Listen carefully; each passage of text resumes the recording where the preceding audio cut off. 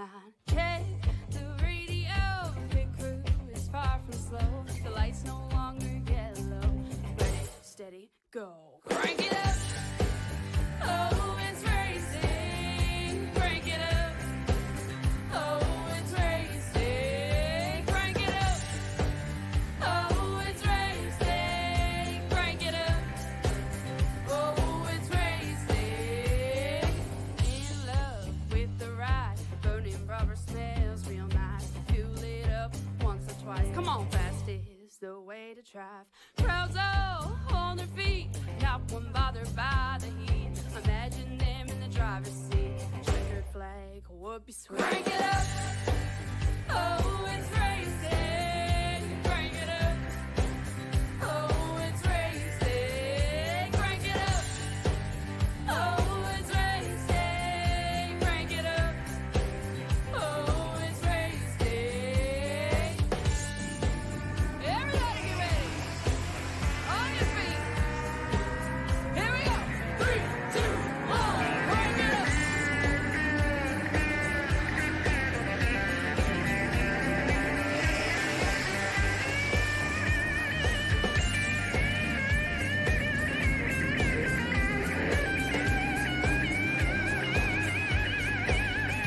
Crank it up. Oh, it's racing. Crank it up. Oh, it's racing. Crank it up. Oh, it's racing. Crank it up. Oh, it's racing. Crank it up. Oh, it's racing. Crank it up. Oh, it's racing. Crank it up. Oh, it's racing. Crank it up. Oh, it's racing. Crank it up.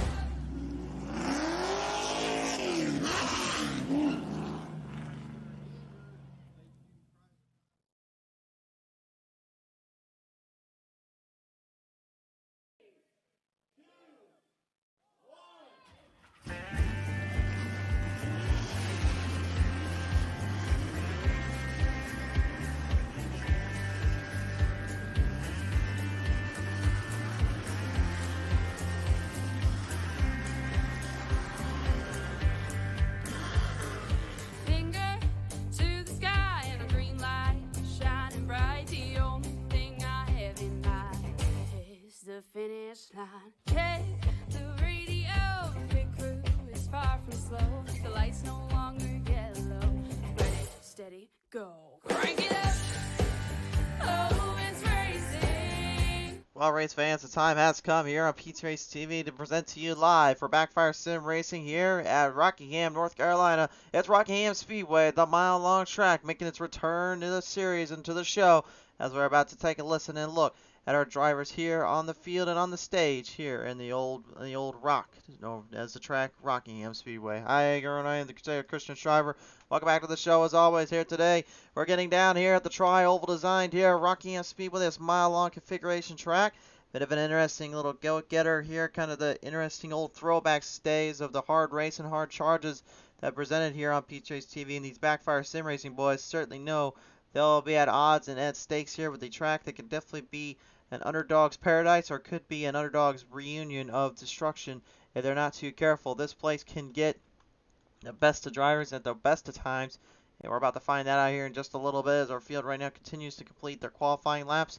We've got a solid field of drivers here. Over 30 have made the call tonight, and a lot of them trying to make a bit of a showcase for themselves, trying to make a bit of a runoff into this field here as we get settled down, getting ready to go here for tonight's action here. We'll take a look at our qualifying lineup here. You can see already popping up on your screen just the lineup we have on display and who we'll have on the track. It's going to be quite a mixture of hard racing and hard cornering. Some guys getting the better of one another, some getting a little bit more controlled over the other. This will definitely be a bit of an interesting test of patience and will for those that have never raced on this track before or they're just getting for the first time ever here on the show. We are getting lined up right now. Drivers preparing to go to battle. It's time to start with our grading order here tonight. We'll start him on the pole. Blake Howell will pilot the number 26 is outside. That'll be Bailey Gillinas. Yeah, Bailey I don't know how I keep getting that last name wrong, but Bailey Janellis in the 78. Row number 2 is going to be Carl Handwork, and the 51 is outside the 48. That'll be Ricky Gonzalez. Row number 3, it's Christian Roos, and the number 14 is outside. That'll be the 13. That is Noah Howland. Row number 4 is Patrick McQuaid, and the 77 is outside the 85. Nikki Biddy. Row number 5 is going to be Mike Corvier, and the 82 is outside. That'll be the 96 of Eddie Morris. Row number 6, that's going to be Nathan Bogart, and the 30 is outside. Paul Owens in the 32. Row number 7 is going to be Thaddeus Marshall, and the 87 is outside. 25, Daniel Keown. Row number 8, that'll be Brock Savalti, and the 97 is outside the 83. John David E. Row number 9, it's going to be West Florida, and the 35 is outside. That's the 45, Cole Martin. Row number 10, it's Aaron Brown, the 95 is outside. That'll be the number 2, Jason Schilling. Row number 11, that's going to be piloted down by Daxton Stokes, and the 63 is outside. That's the 29, Anthony Zirkle. Row number 12, it'll be Chris Papa, and the 31 is outside. The 16, Tom Bourne. Row 13 sees Robert Kennedy, and the 10 is outside. That'll be the 15, Hayden Wheeler. Row 14 sees Mark Gonzalez, and the 33 is outside. The 61 of Bronson Stafford. Row number 15, Matthew Rodriguez, and the 57 is outside. The 53, Nicholas Panico.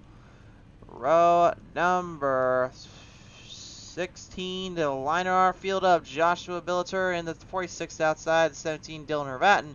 The final starter, Terry Mellum in the 12. The gridding has begun. The drivers are locked. They're loaded.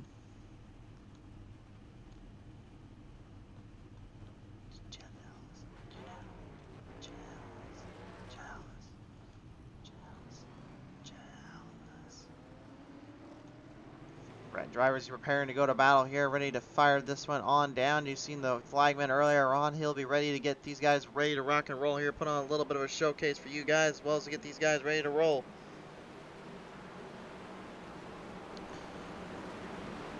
Field of 33 have made the call. A little bit of a less than what we saw last week, but this is definitely still a sizable distance and a sizable field here.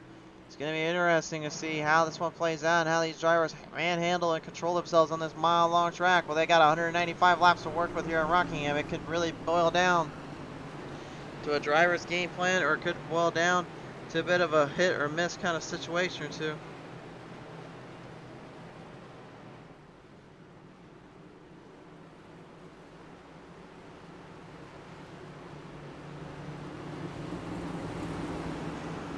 Race fans, off of turn number 4 this time on by. We're going to get these guys rocking and rolling at the Rockingham Speedway. It's good to see you back, my friend. And the race that never gets old here. Let's see some fun. Here we go.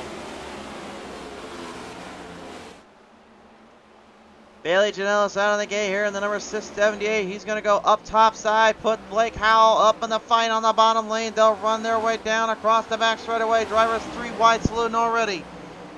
Major maneuvers, implications being taken for granted. Those the 30 of Nathan Bogart gets tagged in with the 85.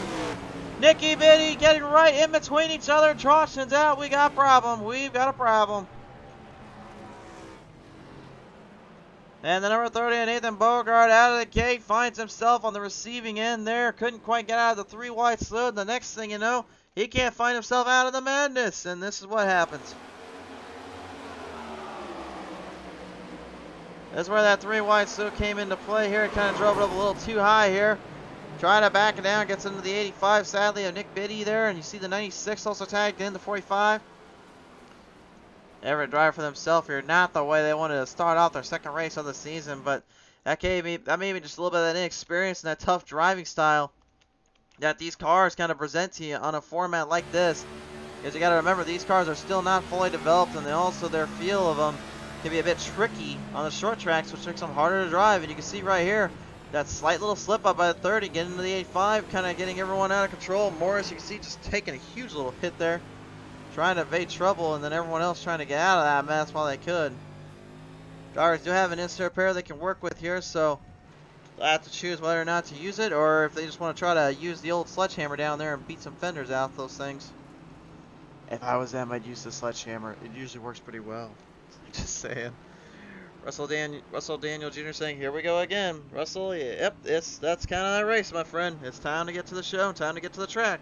Good to have you on board here, sir. So Nicholas Panico and everyone behind him will be punishing them down on the show.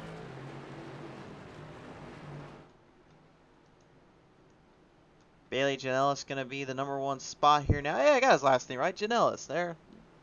Janellis. I'm pretty sure that's how you say it.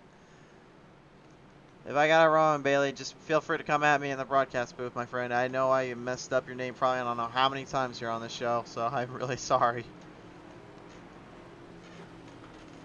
But right now, currently, the field going to move in. Top 5 going to be packed in a little bit. Christian Roos there, and the #14 going to have himself a little bit of work to do. Ricky Gonzalez, Carl Handwork.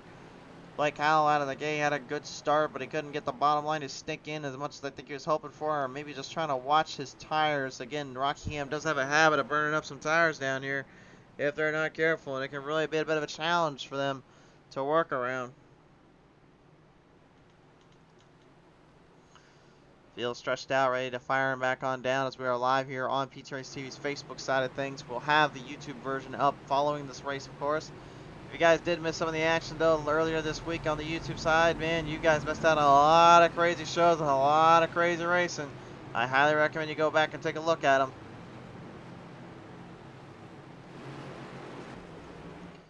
Base car still out. Looks like we'll go another time around here. Just kind of get everyone situated out. And man, this is the thing as a driver, I'm telling you, it's really hard to kind of come back from and have to also kind of redial in your strategies, dial yourself back onto the track and stay focused on the track line at hand. I say that because really, as a driver, you don't want caution laps. You don't want to be kind of let out of your momentum game. You want to keep the momentum alive, keep the car build up, and keep the momentum in the engine revved up and higher in.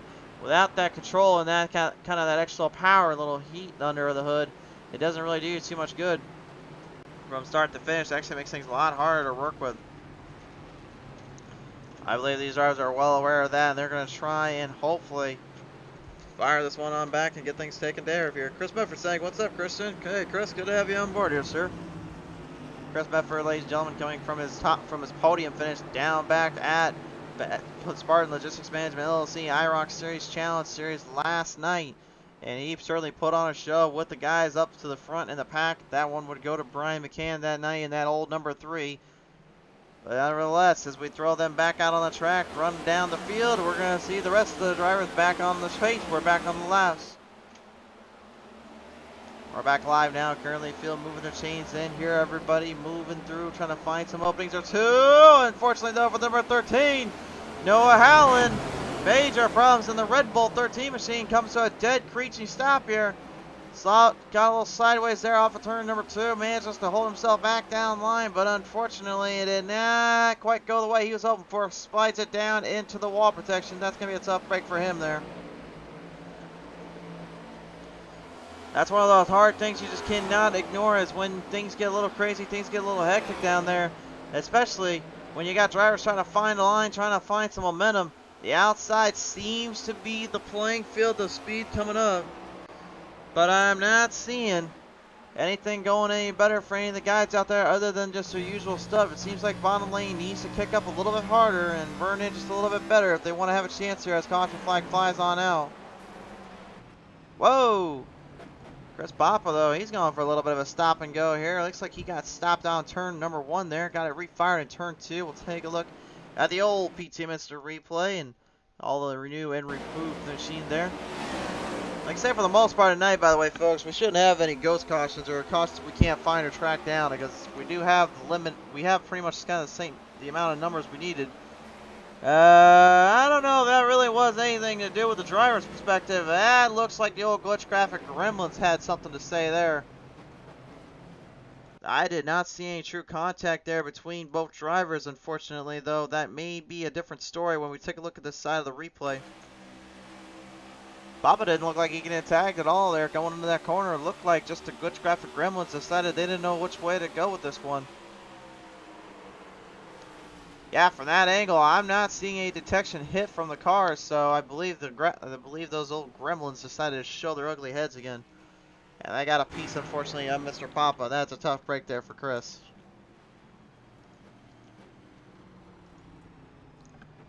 Coming on board here tonight, right at the moment, Christopher Hupka saying, let's go Patrick McQuay, Cole Martin, and TJ Roberts. And then Chris Mefford saying, gosh, Darlington was so tough in these cars. We were bottoming out pretty good. I wonder how bad these bottomed out in 3 and 4. Right now, I think we're getting a pretty good idea of it. Anything else saying it looked like the one word I'm not going to say on television because I call it the glitch graphic gremlins, but okay, I'll just say it's netcode. Yes, it did look like netcode, and yes, it probably was netcode, but I have a little code word for it to kind of keep it interesting, and that's the glitch graphic gremlins.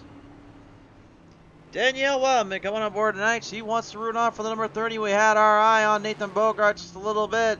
The National Guard number 30 machine having a little bit of a tough time though out of the start, trying to keep himself keep playing in out trouble. Easier said than done, of course, when you got a bunch of guys out here that are trying to drive for a championship and they're driving their hearts out and trying to find what they can get to the track. This is not the kind of track you want to be messing too much on. You want to hit it too quickly here.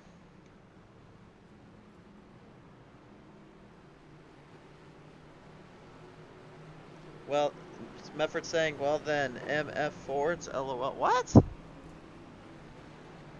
Mefford just private messages me that one if you're, I don't know what the heck that meant, but I got a bad feeling what you're talking about there, bud. I think he's saying those ing Fords is what I'm gonna say. I don't have a button on here that censors out language. We're on live television anyway. Like, good luck with that.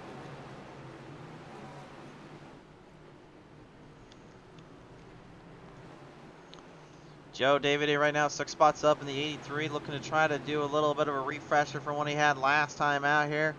Had a bit of a trouble time here, obviously at Daytona. Many guys did, just trying to hold back the throttle and hold the car down on line.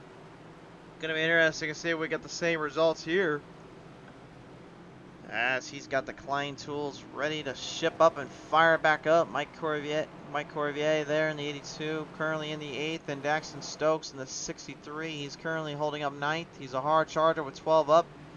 Not the ultimate hard charger. Bronson Stafford kind of got him tied there with that, and actually could have him beat on this restart here. Not to mention Robert Kenny also in that roundabout. For Robert, I think his main goal is, like I was thinking earlier today, was when he gets back out on this track, he just got to make sure he doesn't watch too much South Park and end up like how Kenny usually does.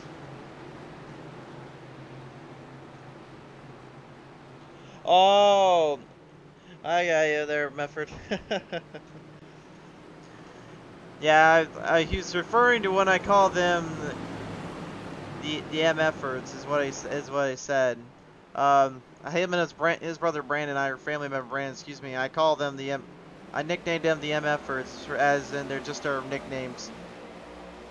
It's nothing bad either, folks. I swear I'm not calling them the word usually you should never say on television. It's just a little nickname I gave them. But I'll think of something else to do down the road. Down to the green flag, the restart we go. And right now, well, right at this point, the only name we need to see in this game is Janellis and Howell. Hand work right on the top side, trying to punch that number 51 right into the fight, into the zone, looking to rock some Interstate Batteries designs up on this car. Staying awfully controlled, staying awfully under the pressure here. You see the 26 right behind him doing much of the same. You're on board here with Blake Howell.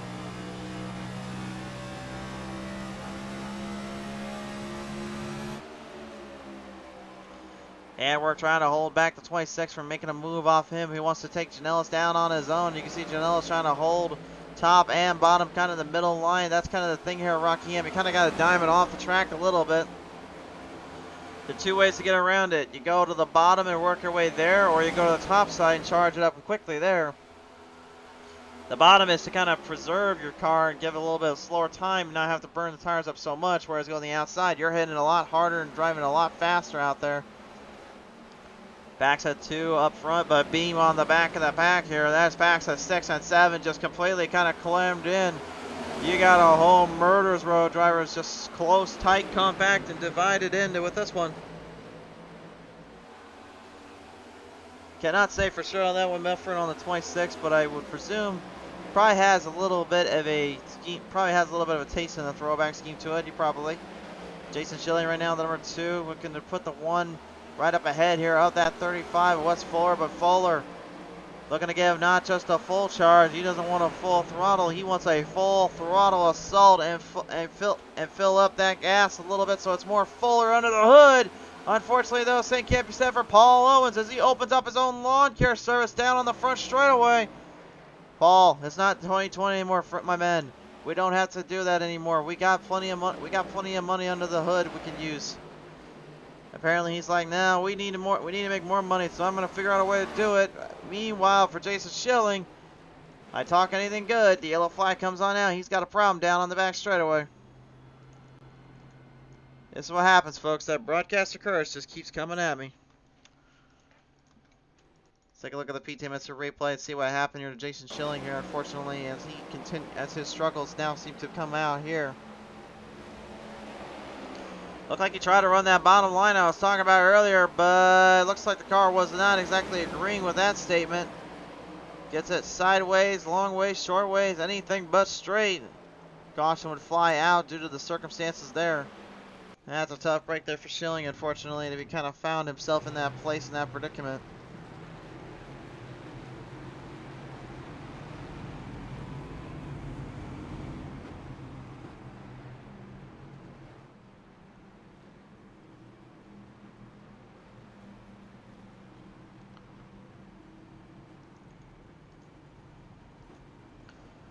So those that got kind of caught off guard and kind of slung in for a little bit of a ride, Paul Owens will head into pit road. So will, of course, the driver that just kind of caught himself into a bad break there, Jason Schilling. As Janellis, Hamburg, Howell, Gonzalez, and McQuaid will be in the top 5 in this case. Christian Roos and Thaddeus Marshall, Daxton Stokes, Mike Crevier, and Wes Fuller rounding out your top 10 here at the moment. No, yeah, I know, man, but again, I'm going to give them benefit of the doubt because, again, these cars are still extremely underdeveloped, and they also are running on a track that's been known to get these guys a little bit sideways, long ways, and wonky at times. So I'd say give it a couple more laps. I think we can start seeing a little bit of a build-up, a little bit of a change in the ground here.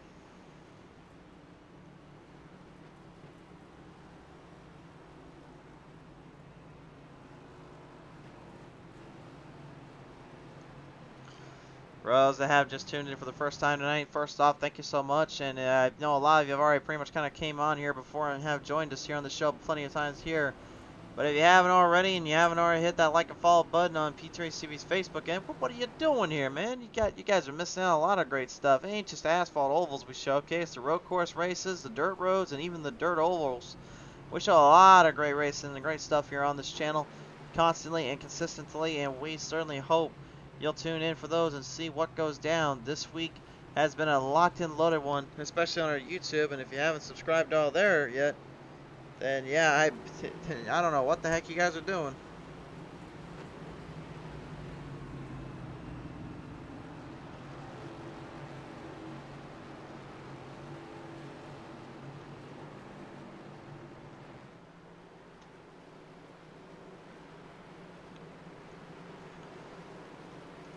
By the way, we did have a 3-wide salute there earlier there, Medford and Daniels. I know you probably guys are joking about that. We had a couple of the 3-wides out of the gate there. It was pretty cool little runoff there we had for a minute.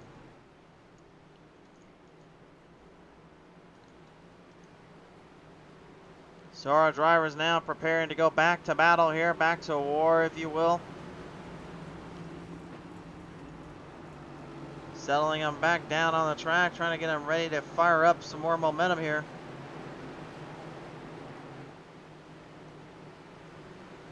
Partly cloudy afternoon skies here right now. Field ready to drive this thing in deep and drive it hard on the track. 75% fuel with the unlimited set of tires tonight is what these drivers will be working with. And I guarantee you that that's something they really like, because the fact is they don't have to worry necessarily about having to go back in and out and figure out whether or not they're going to have enough tires to get through this night. They've got enough to work with, enough fuel to go around, so at this point it's really just a matter of timing and patience and making the rest work from there. On board, back to the green flag, restart. We're going to be back underway.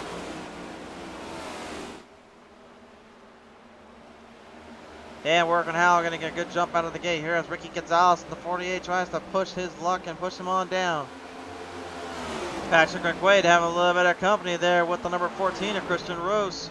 Roos right now trying to hold down the outside line, but you see a little bit of a push and shove there from Thaddeus Marshall. Thaddeus right now trying to get something to work for him. Looking to pound away on the inside, the outside rhythm. This machine is currently hanging on for dear life, doing everything he can.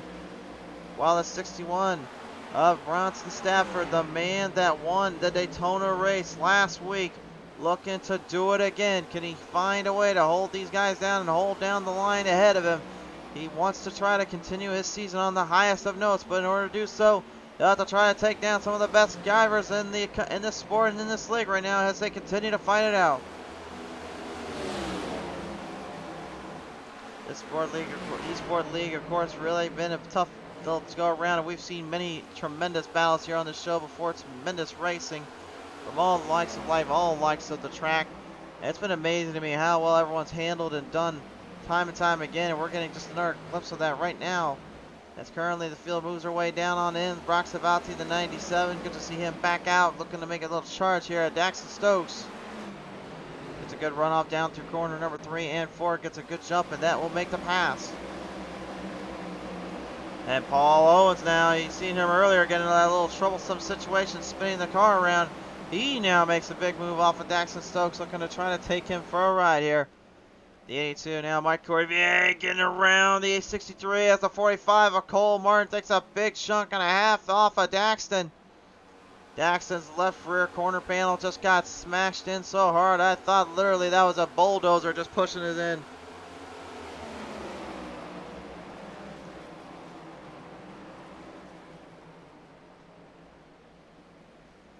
Firing it out right now, the number 10 here, Robert Kenny, trying to keep the SimSpeedShop.com machine and Ford Mustang into a bit of a fighting ground, a bit of a playing field odds. He's trying to make a move there with the 45, and Cole Martin can't quite get him just yet as the field continues to work their way around. Bailey Janellis at this point, might as well just say, he's pretty much kind of ran away from this field. I don't know if they're still running that 550 horsepower package the way they do, and I'm pretty sure they are. But he is certainly making these guys rethink twice about trying to keep in a pack with him. Oh, a little troubles down there for Daniel Keown. The number 25 driver is stopped on the back stretch. Caution flag flies on out. And no, I'm not taking any bets on that one. I think you've lost your own bet, my friend. Russell saying I should broadcast Daytona or Le Mans 24. I don't even know if I even have the voice of the structure to do that. I barely handled when we had a 3.5 hour broadcast for a Daytona 500 of all things. I did that on my own, by the way. I don't know how on earth I'd be able to do 24 hours. I would need at least 2 or 3 people with me just to do that. Probably 3 or 4 at this point with that kind of run.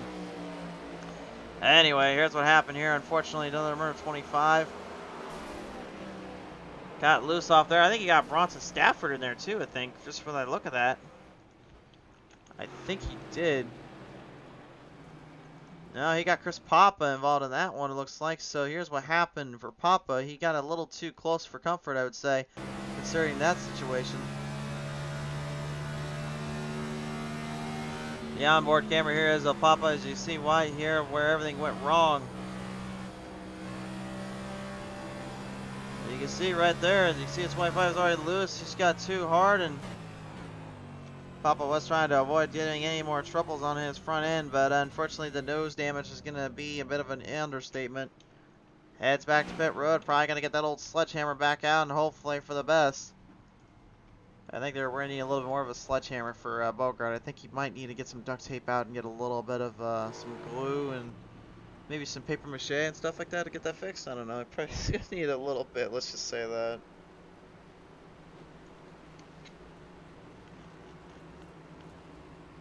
Well, Ricky Gonzalez right now, currently the only driver that started in the same place he's been in from the get-go.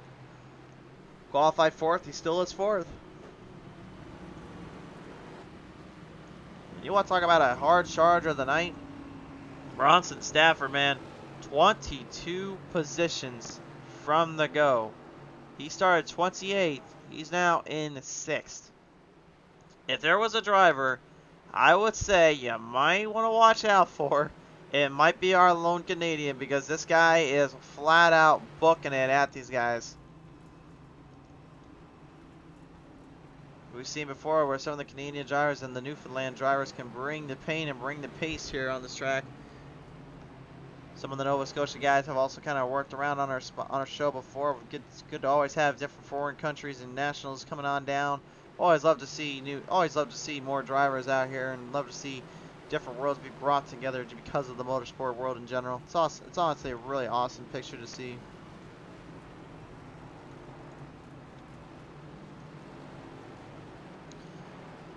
Currently on lap 35, should be the time we get back to our restart zone.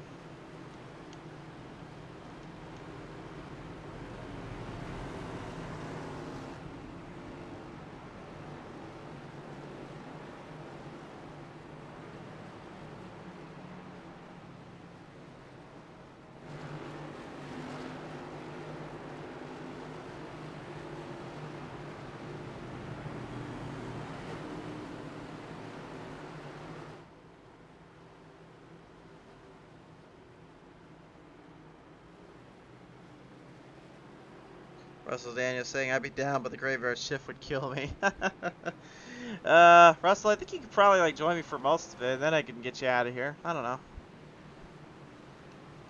There's a rumor going around though, and I even posted it on the Irish community group here on Facebook. I did say that I did see a little thing by Trading Paints on Twitter that that there was a little joke going around, or a rumor that they would actually release the rain at 3 a.m. on on Daytona. I know that's probably not true, and it's probably just a little joke that Trading Paints Facebook Twitter page came up with. But I mean, they did even ask Dale Earnhardt Jr.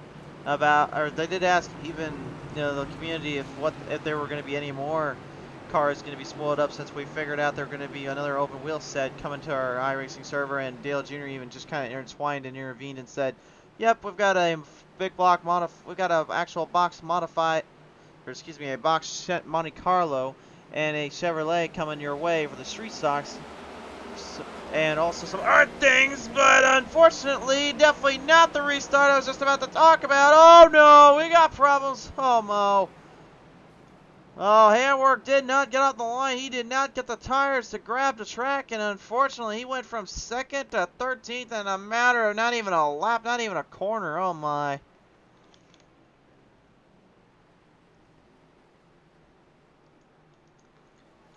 Well, I guess my story will have to kind of hold back for a second. What the heck happened here?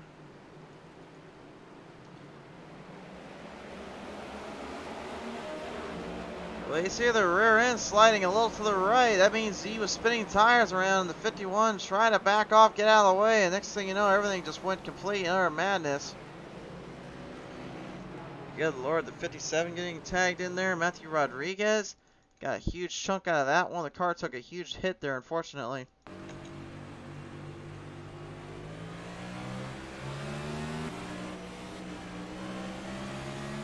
You see right there, it's all happening down below. He's trying to go. Then he realized they're doing a bit of a mess down there, trying to back off, and then there's really just no way to escape that whatsoever. We'll do one last look at it from another angle. We're going to go on board with Handwork when he came off the line. Listen to the throttle rhythm and listen to his tires.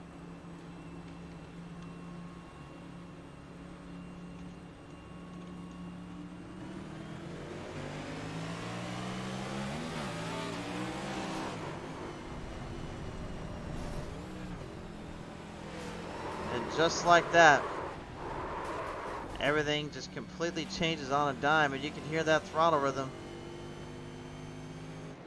just completely getting turned upside down, and everyone else having all sorts of problems down on the track side. Not the way these guys wanted it to start, not the way any of these drivers were hoping for this to come out and fight it out on the race. But again, it is early, so we may be able to get these guys cleaned up a little bit and get them to relax up just a little bit, but I would be a little bit worried considering Stafford has literally marched this entire field up. He's in 3rd place now. Janelle, it's all I'm gonna say is you better get a good run here, my friend, because you got company coming.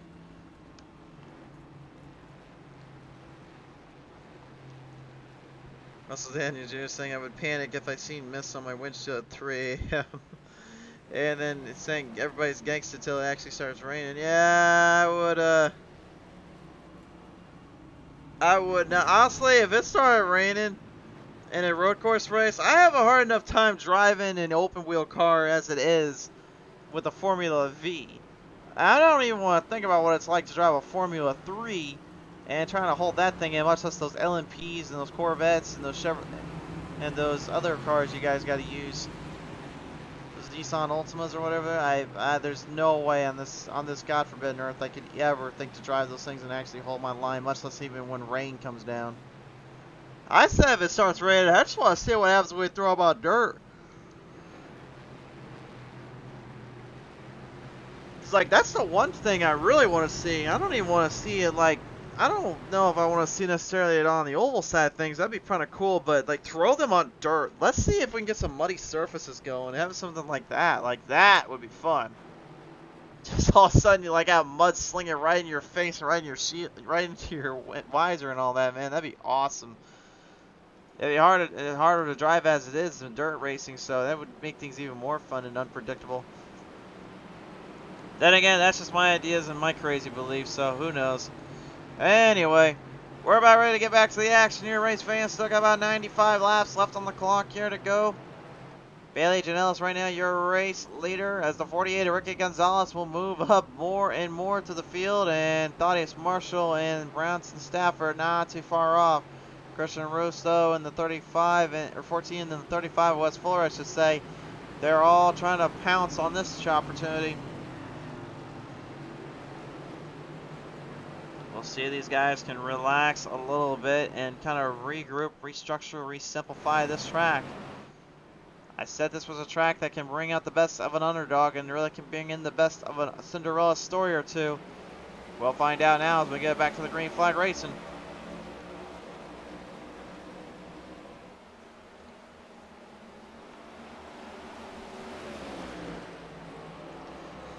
Right around out of corner number 2, a little bumping and pushing and shoving here as you see. Stafford giving a little bit of a rundown there on the 48 of Gonzalez, but Thaddeus on the outside. Hard charging his momentum up, trying to get up to Janellis here as you see him marching the 87 right through the field. Great position, great track awareness here, making it work down on the track here as Wes Fuller now has a little bit of company there as you see him popping right beside Christian Rose in the 14.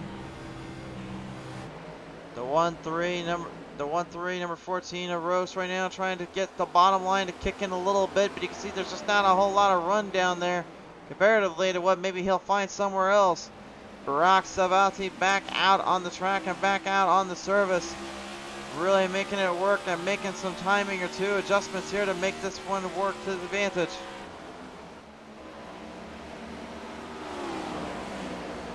Trying to gain up some ground, trying to gain up some positions as Bronson Stafford is now passed in 2 for the price of 1. He's now taking over second and is, well, I don't even need to say it. He's the ultimate of ultimates right now on the hard charger list. 26 spots up, and he could go 27 if he can catch the leader, but I don't know if he's going to be able to catch the leader that easily. The number 16 of Tom Bourne right now up 18 spots. Honestly kind of hard to believe that there's so many guys from the back of the pack here trying to make their way up to the White House just so early and so quickly, but they're doing everything they can.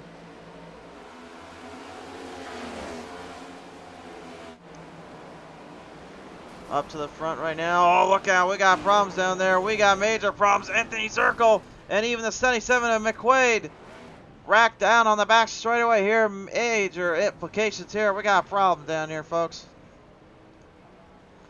That turn 2 right now is giving these guys more of a headache and more problems than I think any of these guys have realized or any of them wanted to even think about. This is certainly being a troublesome situation.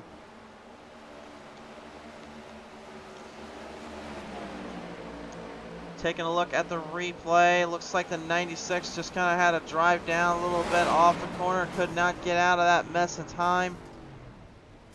That was Eddie Morris, unfortunately, that found himself on the forward end, the offensive end, and kind of sent everyone back to the shadow realm, if you will, while he was at it. This could be a lot of things here, but I think what happened was this way, kind of that flat architecture of turn 2 and turn 4. You can't just over throttle it too quickly. It'll kind of catch you into that wall protection sooner rather than later. And that's exactly what happened to Morris there. It's the whole field.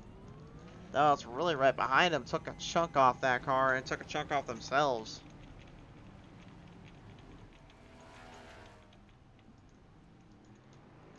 Driver's in pit road right now trying to get things figured out. Bailey Janela's trying to get out quicker than Stafford. He knows if he lets him by, he'll be in trouble. He does get around him though. He'll take over top 4 spots.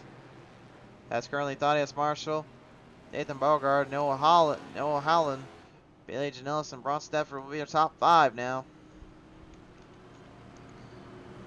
Russell kind of making a little bit of a joke to what I said earlier about the dirt stuff. When I said let's hope there'd be rain there, he says, "Cue the Tokyo Drift music."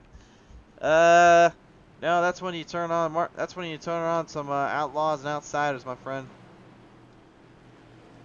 I would play the song, but I'd rather not get copyright striked. So sorry, folks.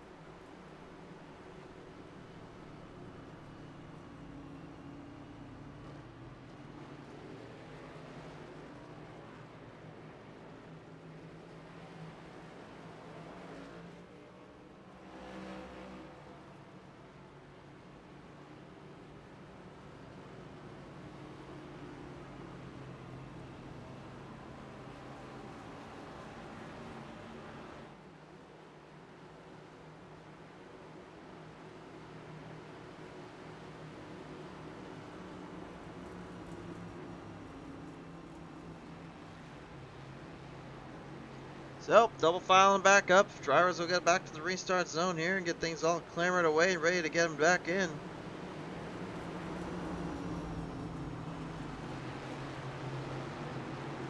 Things certainly can get a bit wild here on these restarts, and they can certainly get a bit crazy here out of the get-go.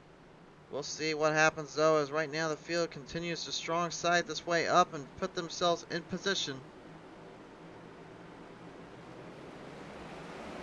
Ready to run them back down through the course and through the fields. The green flag flies on out.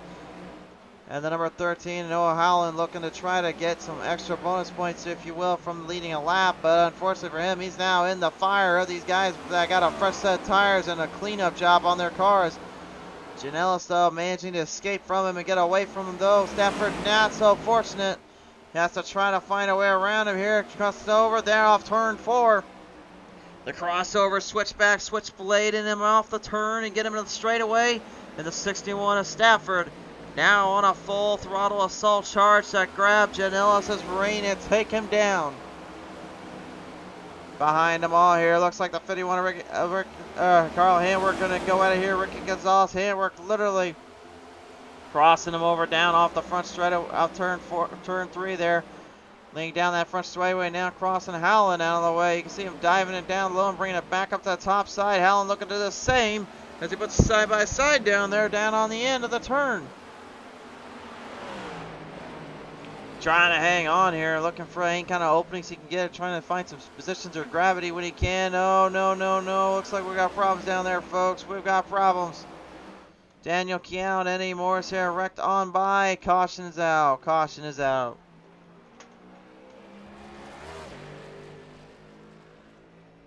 And just like that, we're back where we started. Let's take a look at the replay.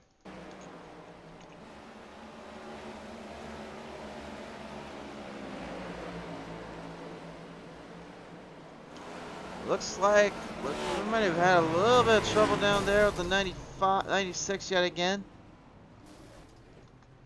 Hard to really say from that angle here who started what, when, and where. Looks like it might have fallen on something with Eddie Morris here. We'll see right here again.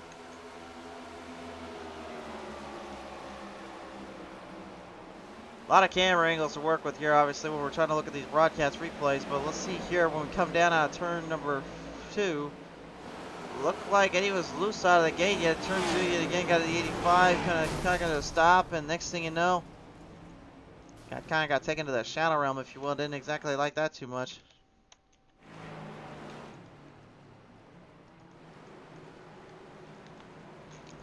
I have no idea on the serve if Matthew Rodriguez even still has a car under there that's still worth the darn.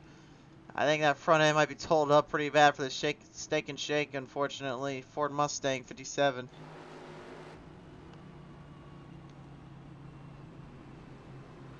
'16 Tom Bourne now moving up there with Bronson Stafford and Janellis is the hard charge of the night.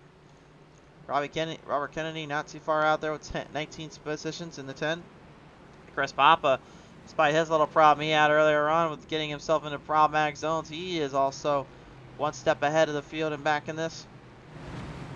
This is truly going to be a story of survival right now for these drivers, and I guarantee you that they're not too thrilled that has kind of been a bit of a glooming issue and a glooming era for them. However, next week, though, should be a little bit more of an interesting get-up here because we'll have these drivers at Auto Club Speedway back out on the track here once again.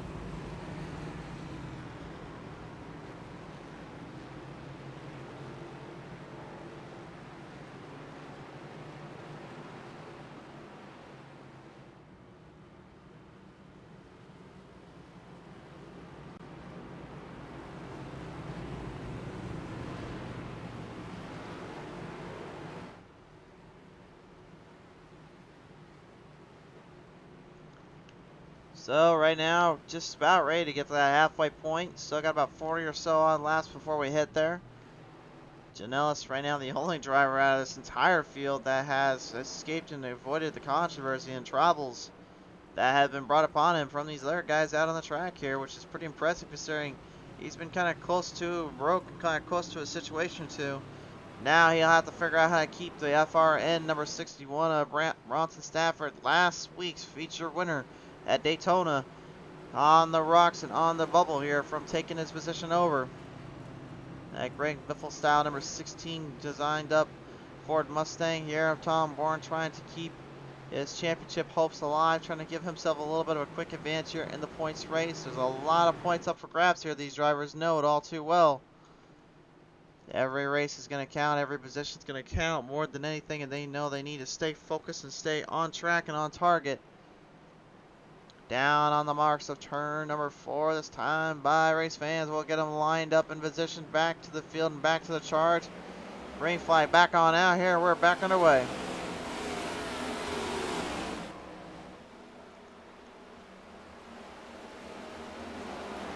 Move the chains on up here. Handwork, getting a good run off. Good position. Good track lay in. Now sends it to the bottom, looking to go top side. Stafford trying to stay away from him. Eagerly evading the trouble and evading the chaos there right out that corner. But now Stafford dives down low, going to try to block his runoff here, push him up to the top side. Smart move there by Stafford to block his run, but unfortunately for him, Handwork had a nice little momentum boost coming on the outside. Looks like the outside does have a lot of run up there. But even Janellis is going to the bottom lane, probably to conserve tires a little bit.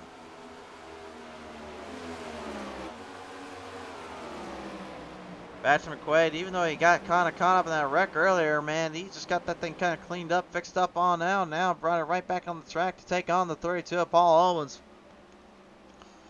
Paul trying to make up for the little issue and circumstances he suffered through earlier and prove that he can hang with the best guys and hang with these guys in this track. Certainly is doing it right now.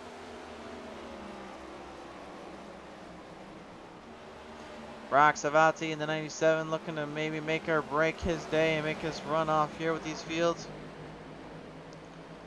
He's right up there with the fighters and up there with the drivers here at the 22 Mike Corvier in the 82 I should say. Looking to knock down the 26 of Blake Howell while the 45 of Cole Martin follows in from behind. Onboard camera here with Cole Martin as you can get a good glimpse and a good look at just what he is seeing through that elusive cam and through that window here.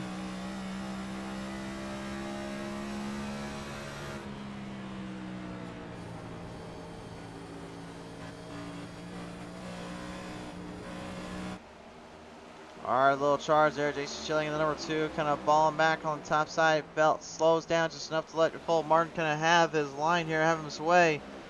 Big cloud of smoke here off turn number 1. That might have been from earlier on there, still kind of residuing and leaving behind there. Janelle starting to make a little bit of a ground clearance here. You can see him gaining a lot of ground on these guys, a little pushing his limits up a bit. But again, we have not seen him run the entire long run here. I don't know how much of a corner off he can get with that kind of speed and that kind of disruption he brings to the track, but he's got to be careful here because if he overdrives it and slides a bit too much, he runs the risk of guys like Tom Bourne kind of all of a sudden popping in.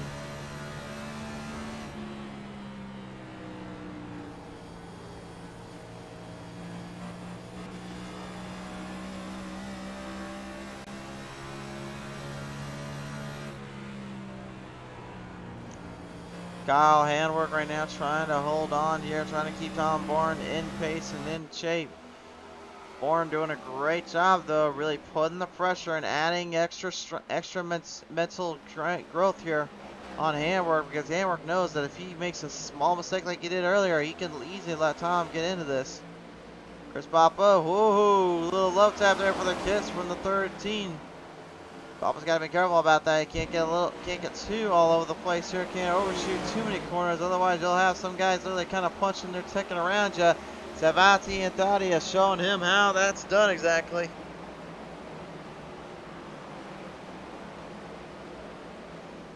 Paul Owens now moving ahead the chains. You can see the forwards are in for gate and they are on the track to strive to be the best that they can. They're doing everything they can right now with that momentum, with that run. Not a whole lot of Chevrolets in the top half here. Most of them kind of hanging on the lower end, but they are still in this.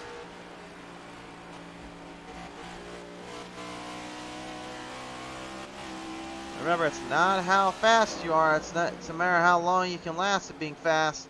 And unfortunately, though, for Blake Owl, that cannot be the same said for him here. He's got problems down here on turn 2.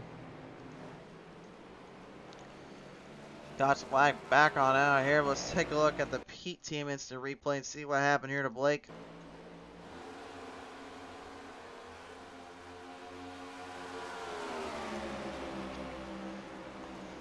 Looked like there might have been a slight contact there with the 82. Yep, there was. He got into shielding, unfortunately. So the 82, unfortunately, Mike Corvier and Blake Howell kind of colliding in with one another. Damage badly done on the 26 here. That was definitely not what he intended for and definitely not what he was expecting to see happen. One last look at it here from this camera angle. You can see Corvier just kind of drive it right in. He's trying to find a line off, couldn't quite get him going. Then you see Schilling just kind of punching his ticket right at it.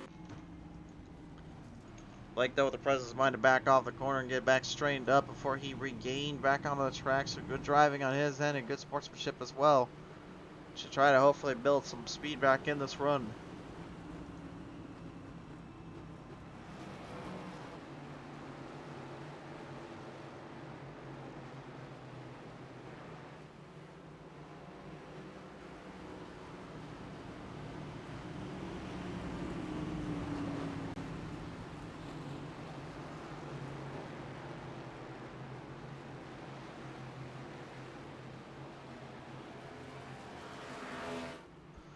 Coming to our comment section tonight, DD Lighted coming on board here. Miss DD, it is great to have you on board here. Hope she's rooting on for old Brock Savazzi in the number 97 tonight. Savazzi, we've seen on here plenty of times before. He's been a mainstay here from the Wednesday series to the Friday night series on the original Backfire to the updated version here of Backfire Sim Racing. And it's good to see him just kind of continuing to drive out and drive on with his reign of terror that he so calls it. The reign of speed, and so much runs off in the distance and so much that he brings to the table. I'll be interested to see if he can keep this drive alive and try chances at stake here, because he's got a lot of work to do here still with these guys and with these drivers.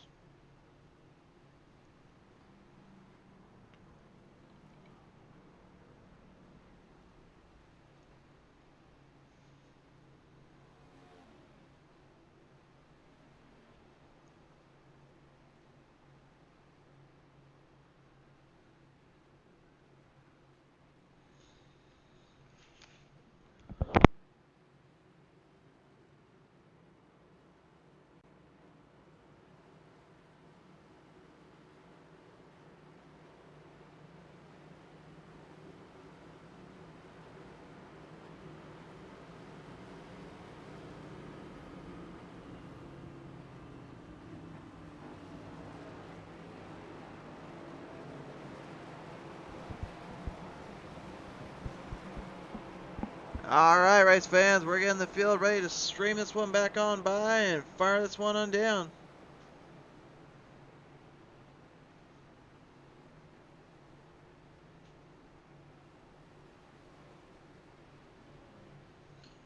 Field ready to bump those speeds up, bump the momentum up yet again here, and see who is king and who is the fastest of the tough and the toughest of the drivers.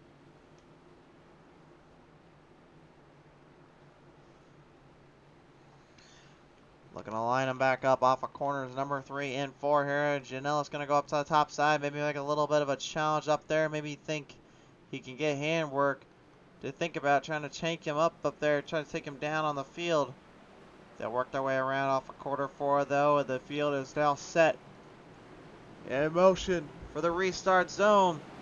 Bailey, we got the runoff here out of the gate. Takes the green flag high in the air.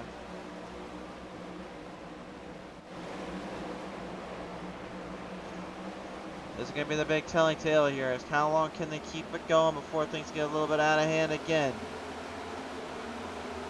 The thing tonight has just always been about story of survival and strengthening and conditioning yourselves out on the track.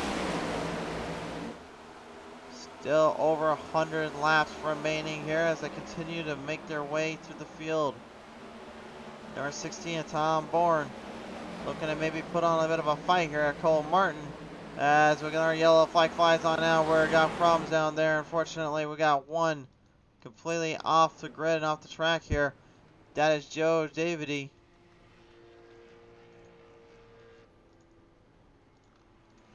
Joe Davidi wrecked off on the end here off turn number 2, looks like. So let's take a look at what happened exactly. Not a good look here, unfortunately, for his Klein Tools 83, but I don't think there was much he can do about it.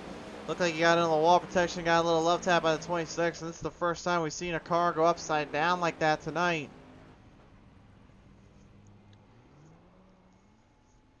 Just kind of slid on down there and just stuck her on her roof. That's about all you can do. And that is certainly a tough little situation, a little tough little spot to be thrown into, I will say.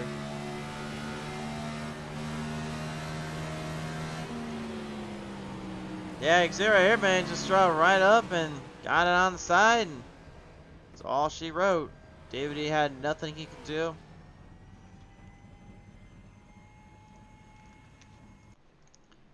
Yeah, I guarantee you, with that toe right now, he is suffering through. He's probably thinking to himself, man, what the heck did I do to deserve this?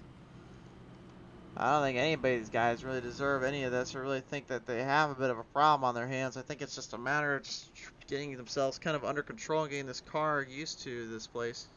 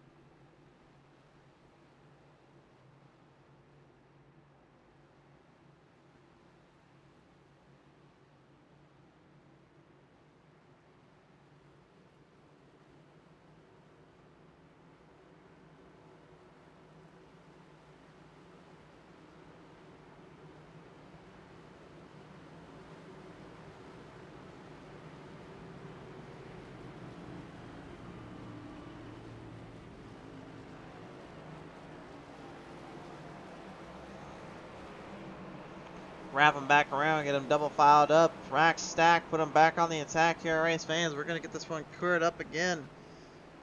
The racing never ends, and neither do we. We'll keep this one going.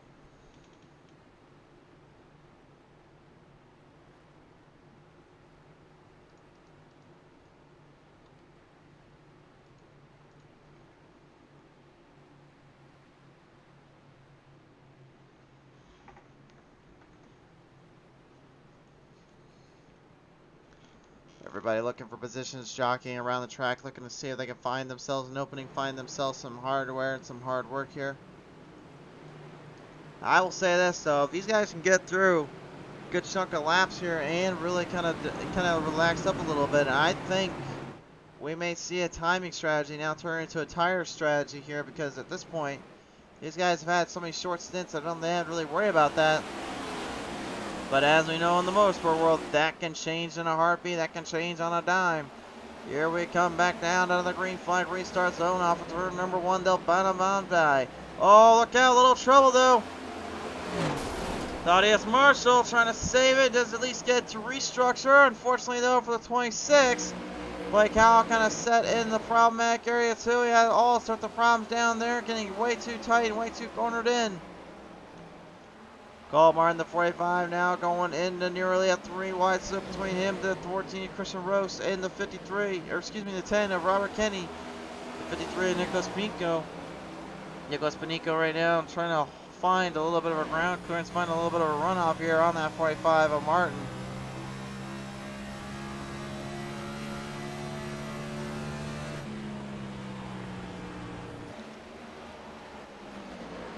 Battling down through this set of turns. Now look up here on the back straightaway. We've got ourselves a little bit of a battle going on here. The number 35 West Fuller trying to move the chains ahead as the 16 goes right into the middle of the pack. Tom Bourne with a beautiful pass down the inside zone.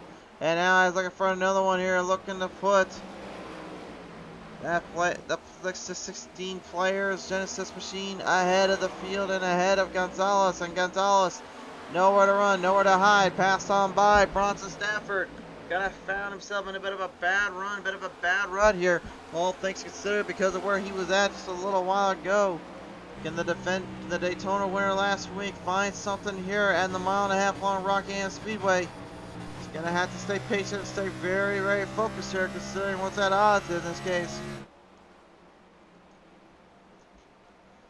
Patrick McQuaid now moving in with the 35 West Fuller.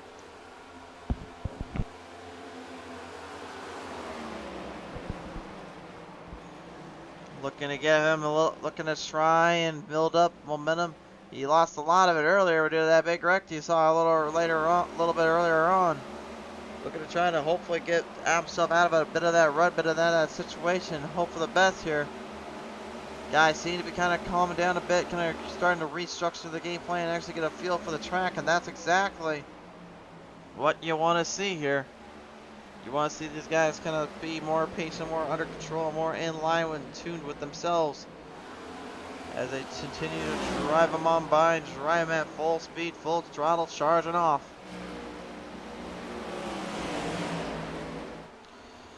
Rose trying to move up ahead here, right in between. You can see Paul Owens getting a bit of a run down there, a little bit of a gas guzzling off that end. Car didn't seem to want to turn on its own and didn't seem to want to give him any breathing room. Carl Hand working passed in by the 16th Tom Bourne, and for the first time tonight we are seeing a possible challenger up for Janillas. Janillas up top side here, just trying to hang in there, but look at this corner off here by the number 16. Tom Bourne had a huge run there, pulling up to the 78. And Janellis going in the bottom lane. He bottoms it out there, blocking the 16. Can't let him by here. Can't let the player's choice 16 get ahead of him. He knows that if he wants to hang this race lead up on his wall mantle, he's going to have to do a little bit better than that, though. You can see Bourne looking for the runoff. Janellis for the first time being truly tested here in the corners. It's the first time tonight he's been tested. The first time tonight he's being pushed to his absolute limit. Look at him firing off on the outside.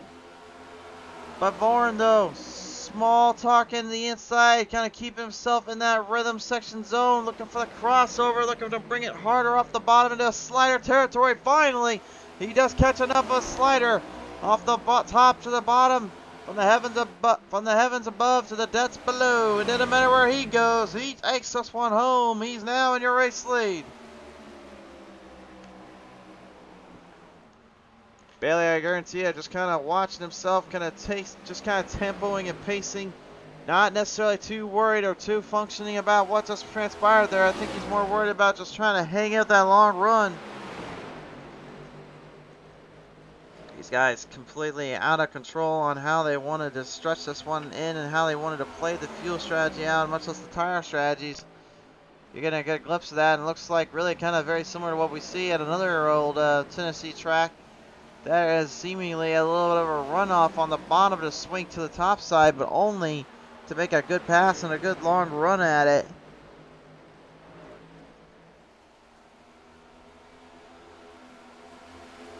Carl Handwork there, and Janelle's nearly getting a little bit of a love tap or two in there, maybe trying to give themselves a little bit of a boost position here, a little bit of a boost in the butt, if you will. You could say getting a little bit of a butt kicker in his car. Okay, I'll stop.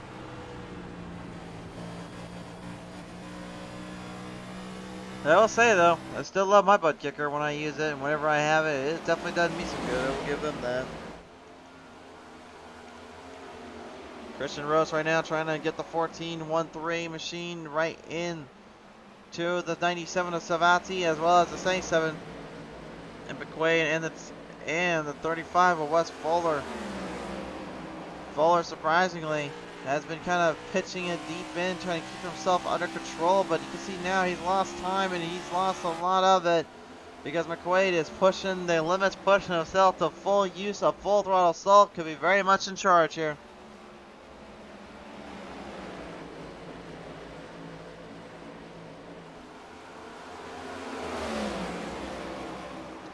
These drivers just so darn consistent, so darn good at holding the line down and really pushing their momentum alive.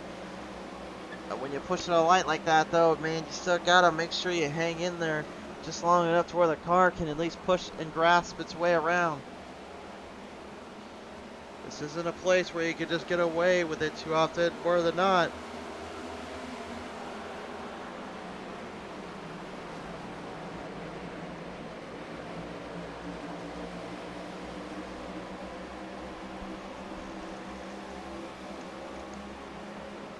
Bruce looks like he might be getting a bit of a rundown on Fuller there as you see a little bit of movement up with Paul Owens and Mr. Brock Savati.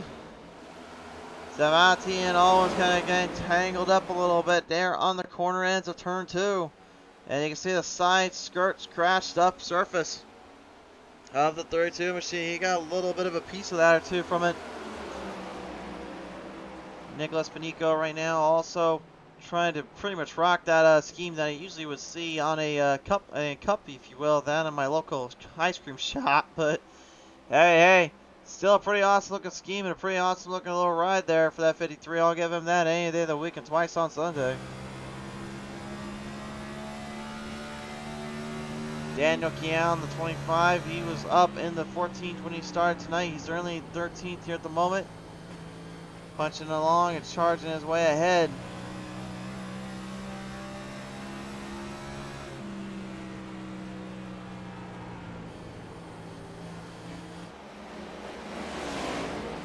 The Dunder Mifflin number 25 Chevrolet Camaro been kind of in a big rut here so far in this race. Kind of been in a bad spot or two. Kind of caught off in the realms of the shadows that lie below down the bottom edge of this track, while others have been just trying to hopefully get some kind of boost or some kind of runoff to really fight up just a little bit, if and more than anything.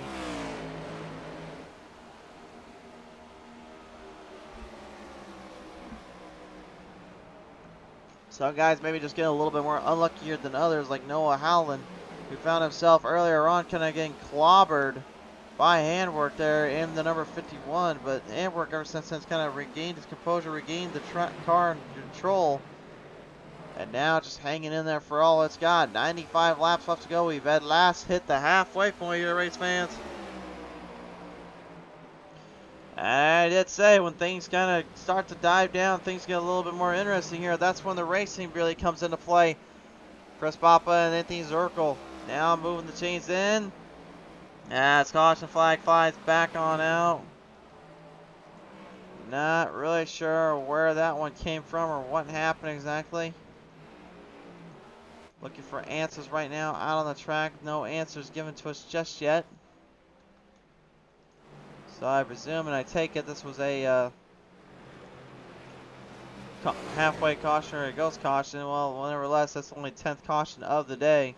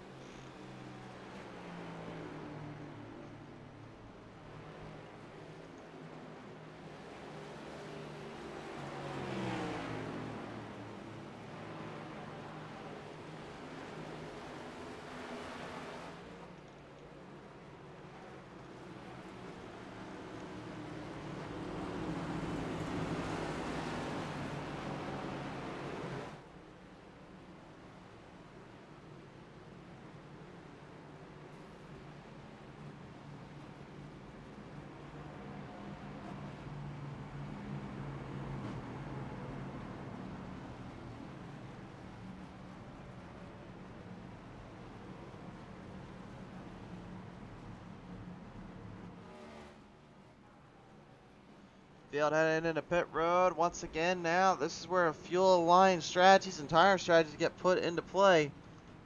Every driver for themselves here and nobody wants to make a mistake. Matthew Rodriguez, the only one that's going to stay on out, trying to get his lap back, I presume. Field trying to get situated out down there. Everyone heading into pit road to get one little cleanup job done. And off of pit road. Oh my, that's a pit road fight if I ever saw one. Janellis just barely eats out that spot from Bronson Stafford, and Stafford once again will have to march from the charge. Don Born, the 16, had the race lead for a little bit of a change up there on Janellis. Janellis, I don't believe, really was expecting how close it would get here up to this point, because I mean, from this point here, it seemed like we weren't even going to get much of a long green flag runner, a little bit of a run in between here.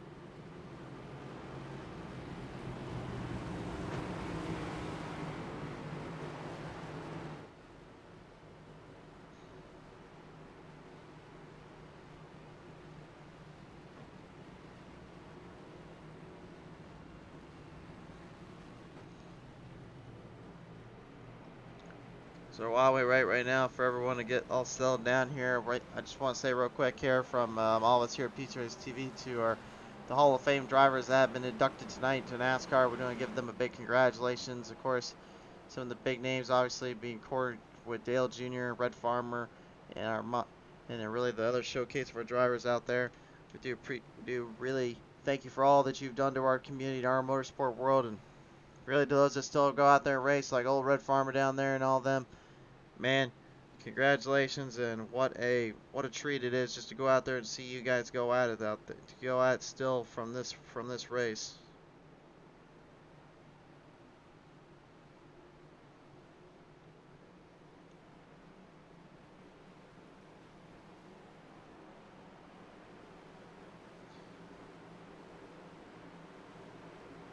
So Mike Stefanik and Red Farmer and Dale Earnhardt Jr., congratulations to you guys on your careers. And let's get back down the action here now. We are ready to see these guys go back on out and fire it on down once more. Out of the gate, Janellis managing to hold Stafford off, although not be it for long. Managed at least keeping him away from taking the race lead away from out of the gate. How long that will be, though, remains unseen as Paul Owens, and oh my, we got a major wreck on the back straightaway.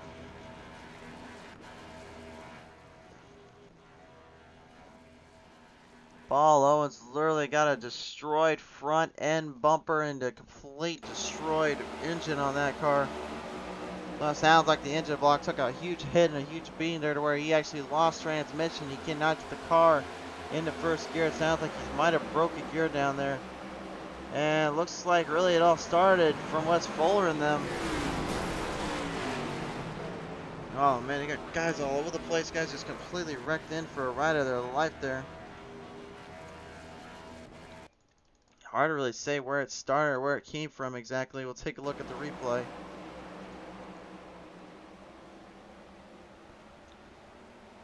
Look like Wes, you can see right there, he actually tags the bottom end of the yellow strip there.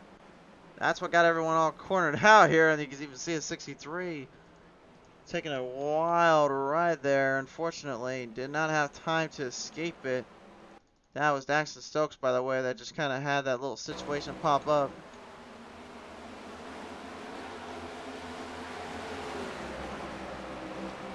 One last look at it now, and you can see here when Wes Fuller got loose, actually Daxton made his own little mistake out of the 87.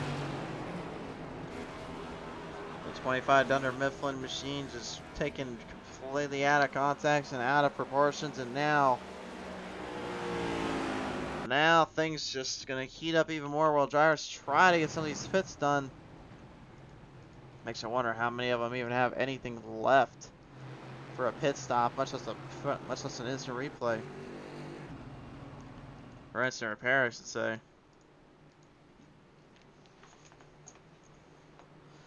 They still have just under 90 laps to go, so still have to go in for at least another pit stop. Still need at least another set of tires, more than likely. And really from there, it's just avoid trouble and try to avoid the carnage.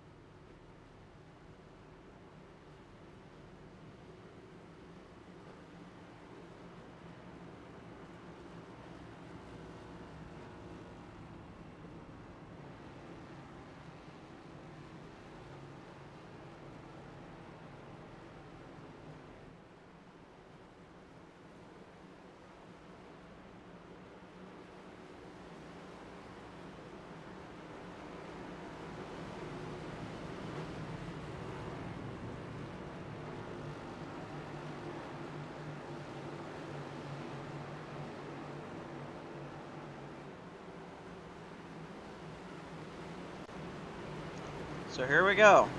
Field settled back down. Field ready to drive him back onto the track here.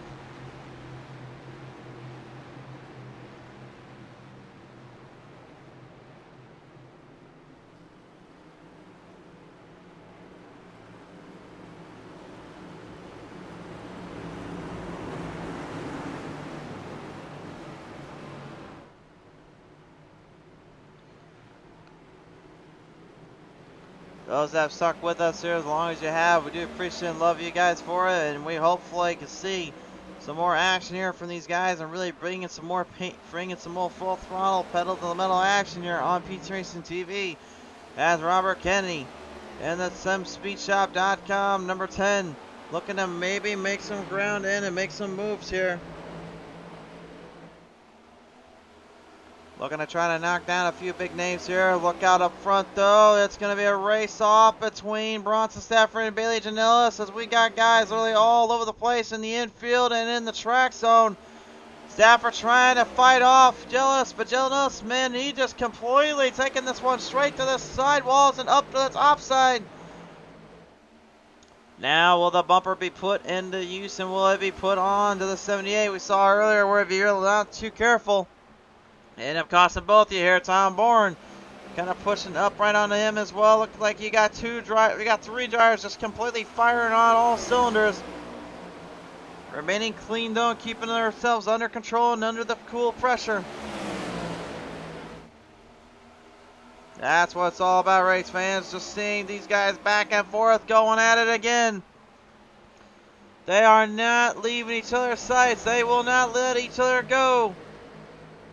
One has to break, one has to fold. But which one will it be?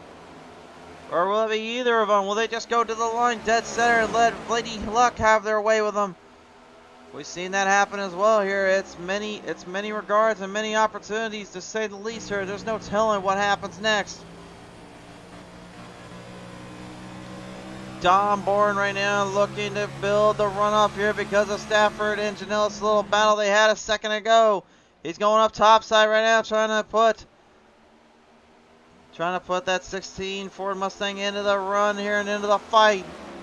Patrick McQuaid even doing much of the same. He's back in the top 5, and this guy's really been there kind of all day long. Even when he was wrecking out, getting kind of totaled up, he somehow brought it back up as quick as he was kind of taken out. He's up there with Robert Kenny right now, and look at Tom actually got a jump on the outside. Surprisingly, got around Stafford. Now, all of a sudden, it might be Tom Bourne that may be the favorite here. I said earlier, Stafford may be the guy you got to watch out for. I think I might have to take that back. I think Bourne might be the guy that actually gets a few of them out there. And Janellis at last got tagged in the bumper, got loose off of corner number 2.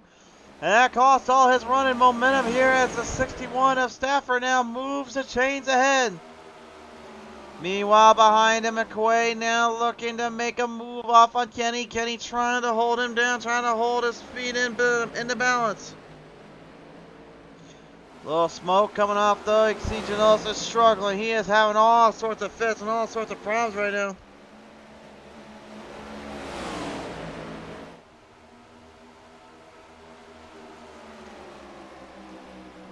Ricky Gonzalez, number 48, looking to try to gain some ground up, trying to make some maneuvers here too as well.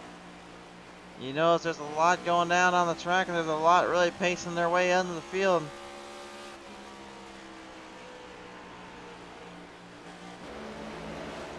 Everybody else right now kind of stretched out a little further back in the rack here. We lost a lot of drivers in this race, only down to that 18 drivers on lead lap or close to it. Everybody else kind of found themselves in a bit of a rough go edge of the speed. The speed that Rockingham can possess in these cars certainly were not truly tested, in my opinion, as far as I think they should really figure out.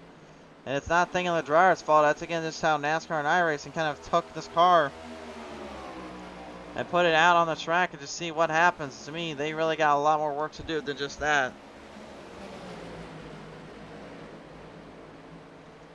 And you can see a little bit of a crossover from the 45 machine now. He is making the ways, making the showcase of himself in the Cole Martin camp. Martin trying to make something dive up a little bit to get his lap back, but I don't think he's going to get any of his laps back in this case. He's down 4 laps and really struggling to hang on. Oh no, there's trouble right in front of him here. The 8th rated Joe David crashed in, unfortunately, yet again. Looks like that might have been the 57. Yes, that was the 57 here. So unfortunately, Davide, and it looks like, looking through our field and our roster, I believe that is Matthew Rodriguez. Yes, it is. I get sideswiped in this one. We'll take a look at now the PTM Instant Replay and see what the heck transpired exactly here.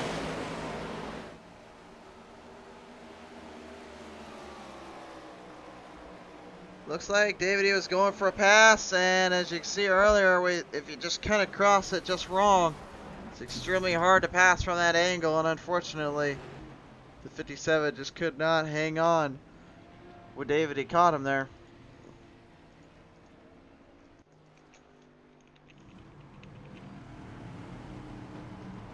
Man, what a tough break there for these drivers, and what a tough break for everybody involved in this one. This is just getting really out of hand, and I know a lot of these guys are not trying to get it out of hand, but they've just got to start kind of backing the reins down just a little bit, kind of focusing more on the tempo of things and letting the car do its own work. Unfortunately, that's easier said than done in this case.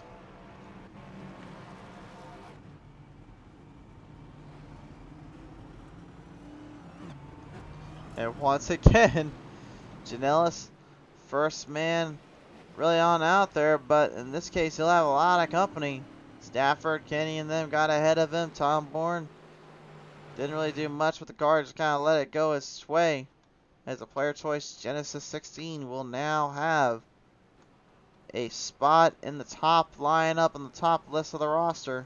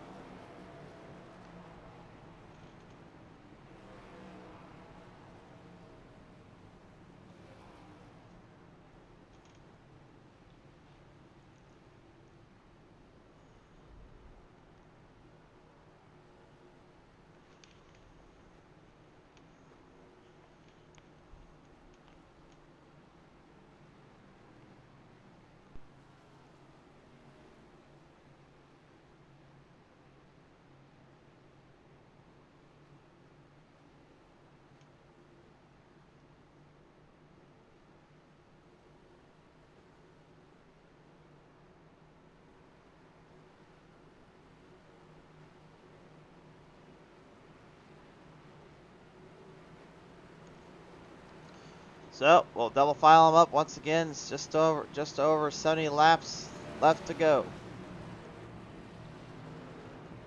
It'll be under 70. It'll be about 69 when we get fired back in, fired back out on the track here.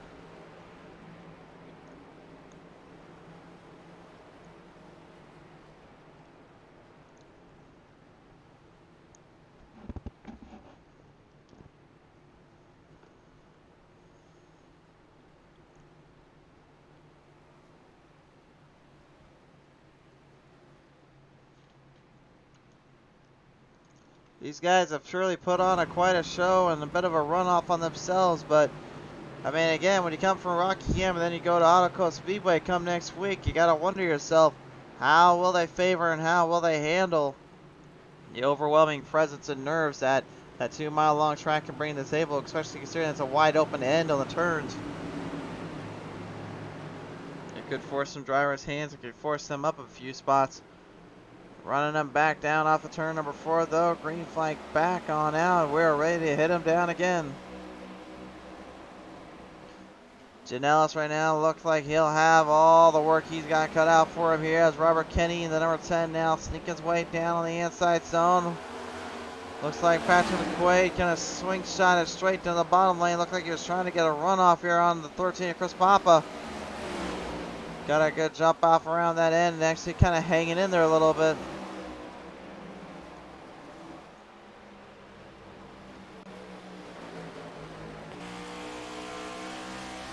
Janellis, I guarantee you, not too worried about what's behind him. We're really worried about what's in front of him.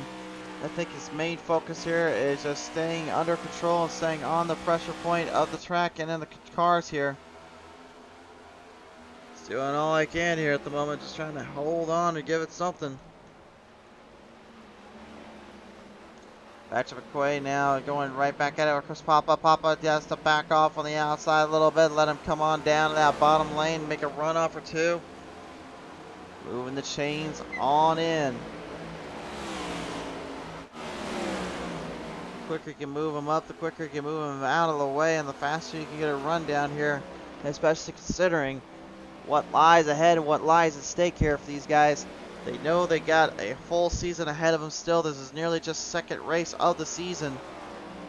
They've had some great battles before and some even tougher battles that have been presented here on this show. And we're just seeing more and more of them popping up from time to time, and it will continue to do that when they get things more comfortable. They get these guys more in their element, more in their racing suits. It was just bound to happen. Savati and the Red Bull 38 or 13 to say going at it a little bit as a 97 and them all see a little bit of a wreck down here on that back straightaway here, unfortunately.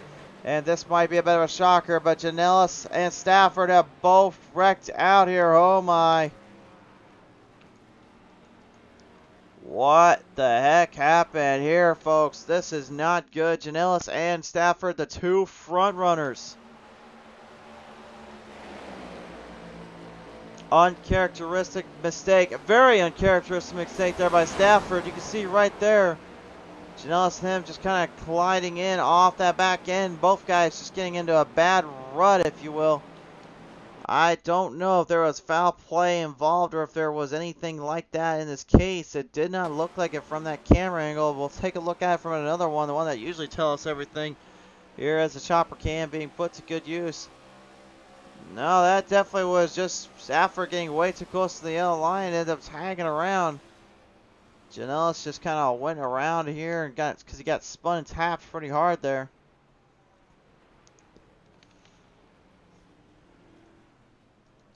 That is not a mistake we were expecting out of either one of these two, considering how dominant they were all day long. And wow, just kind of makes you realize you are still human on that track and you're still human on that surface no matter how fast you are. And that's exactly what happened there.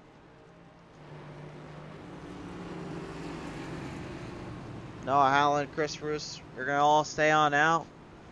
We'll have to see what happens from here.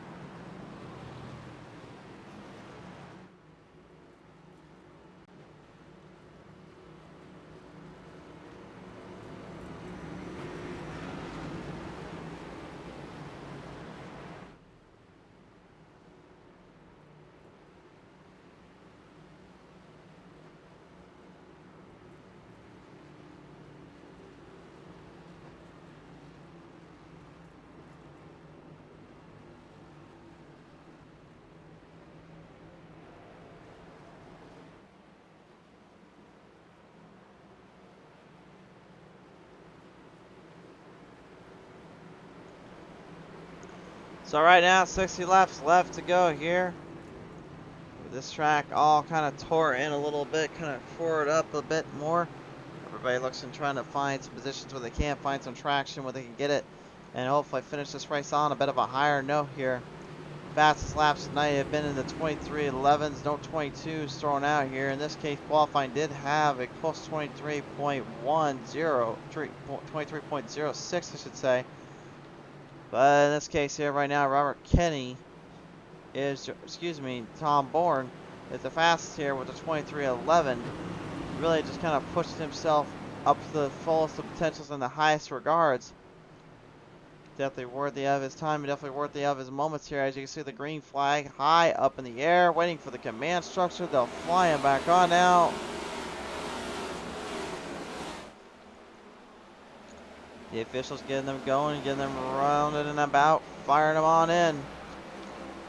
Down on the inside zone as guys go into the wall protection. Stafford again, trouble, Alpha turn 2.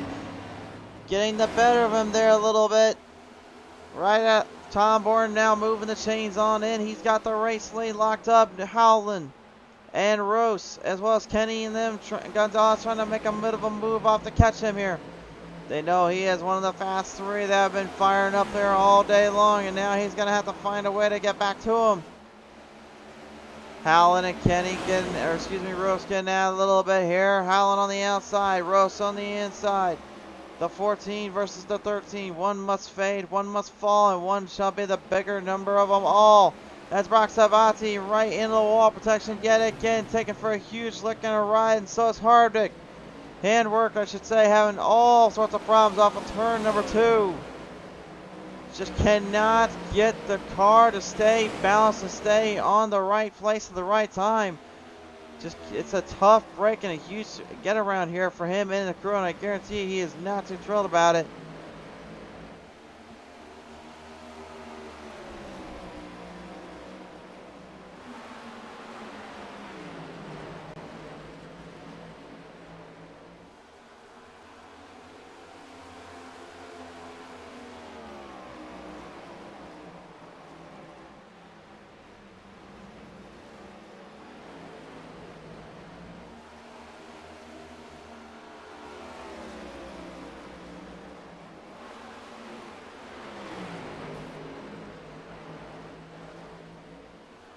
Roundabout down in the corners here. Howland and Fuller having a little bit of a tussle here. Bailey Janillis moving back to the field here. As matchup and Quaid gets a little bit loose there off turn 1. Manages to scrape the car up, at least keep it somewhat under control. Has to fall back in position here, but he does not get a caution flag to pop on out. So good driving on his end.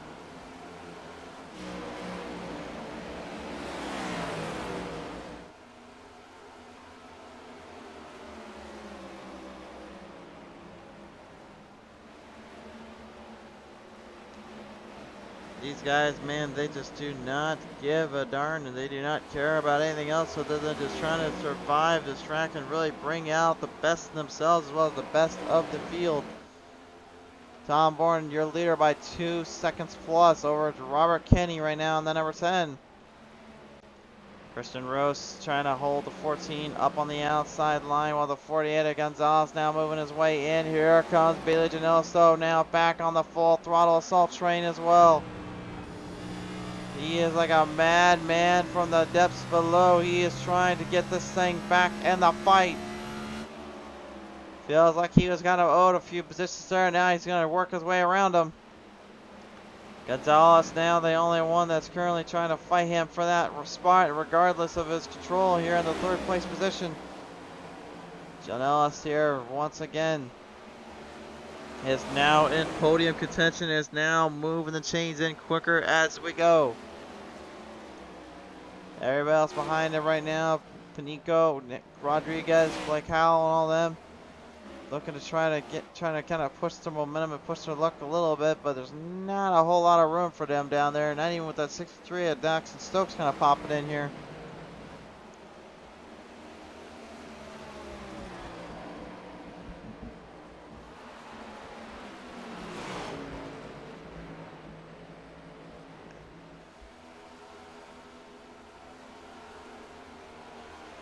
Next, and on the bottom line, the 96 up on the top side. Every driver for themselves. Every driver looking to gain the best of the hold and the footing here.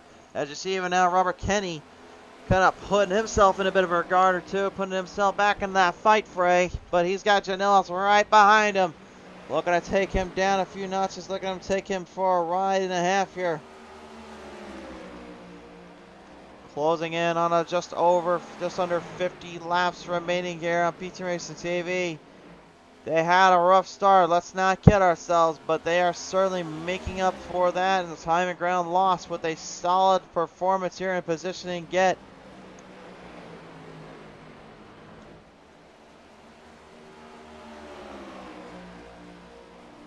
Oh, it doesn't get any better than that when these guys bring these things into town. It doesn't matter how hard they'll go. It matters only one thing to them. They will fight for every piece of real estate, for every piece of runoff they can get. Kenny doing everything he can to try to keep SimSpeedShop.com as a #1 spot here with the second place go.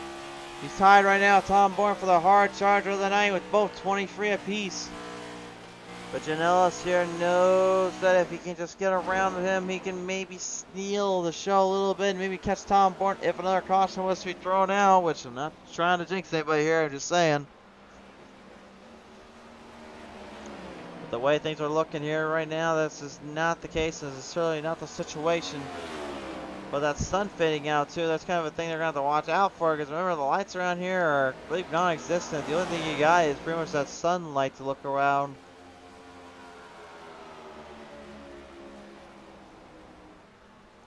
These guys better be careful here because that sunset drawing in closer and closer. They know they've got to get this race in quickly, or it may turn into a dark place around here. We saw Talladega literally just a couple of months ago. As part of the Distance Management LLC iRacing IROC series had pretty much set the course and set the structure in for the race. The next thing you know, Talladega, it completely just destroyed every kind of help and momentum they had. It kind of finished out the race. But they would do it anyway and go for broke, as right now Janela's showing you why he'll go for broke no matter where he's at or what he's doing. He has now found a way around Robert Kenny. He makes a beautiful pass there off that corner. Regains the position that he started with earlier.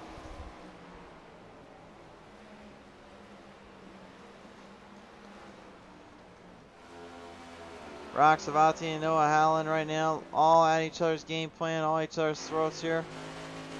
Not exactly out of this one yet either. But the problem is for Hallen is he's got so much damage up in that car that his aerodynamics are kind of tortured and destroyed there. Despite about the 2-car length of ahead of Savati. Doesn't necessarily mean that's exactly where he's going to be for the rest of this race, where he's going to be able to push forward with. Even just ask Bronson Safford on that one, man. That guy had all the makings of a championship roundabout here on round 2 for the race number 2 here of this new season for the BackFire Sim Racing crew. And he is having all sorts of problems right now, firing away at Savati, trying to make a jump off or two and get something to work. Down to the bottom lane though, a nice little quarter pass here for the 91.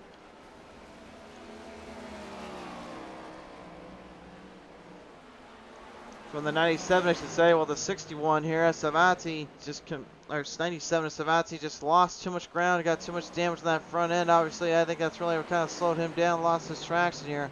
3 seconds plus here right now for Tom Bourne. He is gaining and gaining and gaining. He's not just pushing some limits, he's making the limits.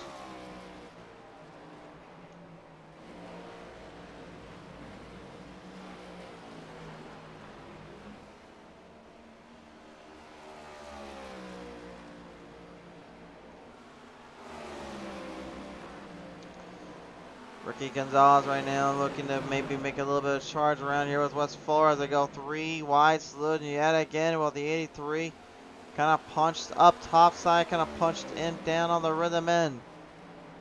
All these guys and these drivers just trying to hopefully find some structure, find some inner peace, find some inner control, so they don't have to worry about anything getting too out of hand and too rambunctious yet again.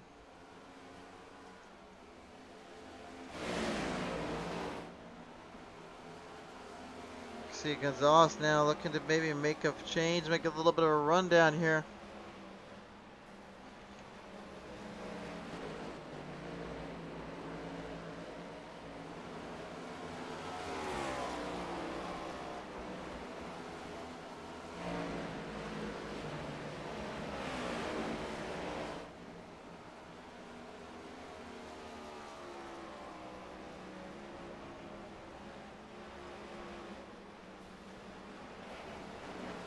You see guys completely just trying to hold on. Looks like some of them kind of wall banging around. Some of them just trying to stay away from that wall. But really the hardest part is just trying to drive away from it, because again, there's so much control that goes into these cars, goes into this contractual track.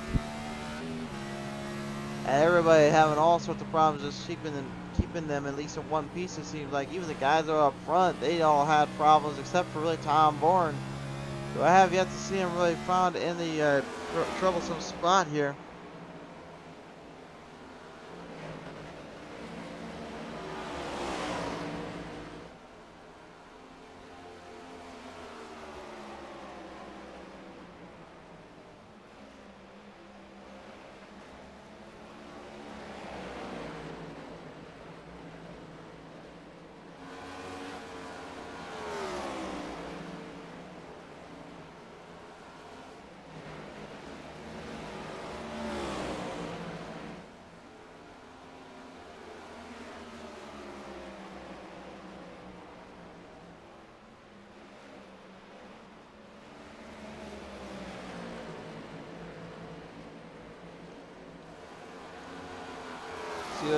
Two and 6/10 second plus ahead of Jay Legionellis here from Don Bourne. Tom right now looking like maybe he is turning into the new Stafford here for this race anyway. Had a bit of a charge, a little bit of a runoff. Now completely taking this one in with stride and patience.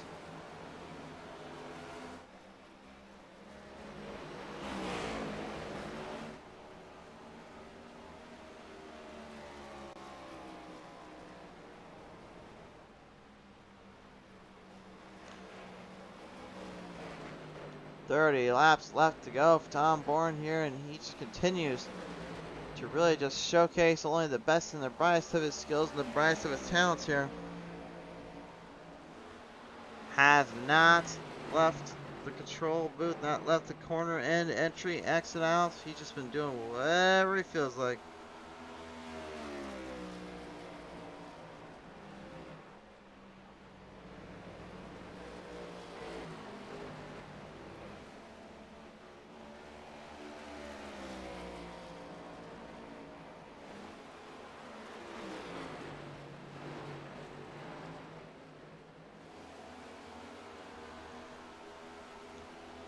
And I'm going to say this real quick as well, guys. I think that rumorville might be getting even crazier by the minute, because I think I just got word from the iRacing support folks. They said, be aware there is rain incoming, and it's coming very, very soon. Well, I'm a little scared to find out right now, guys, because that does not sound good.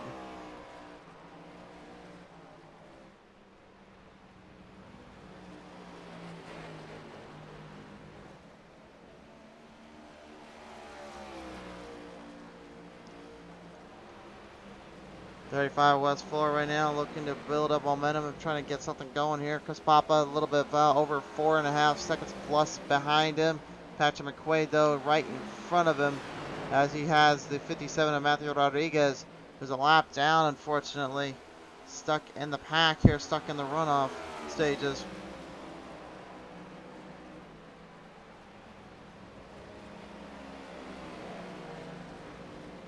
Every one of these drivers just doing everything they can to kind of hang in there and push their momentum and push themselves in check.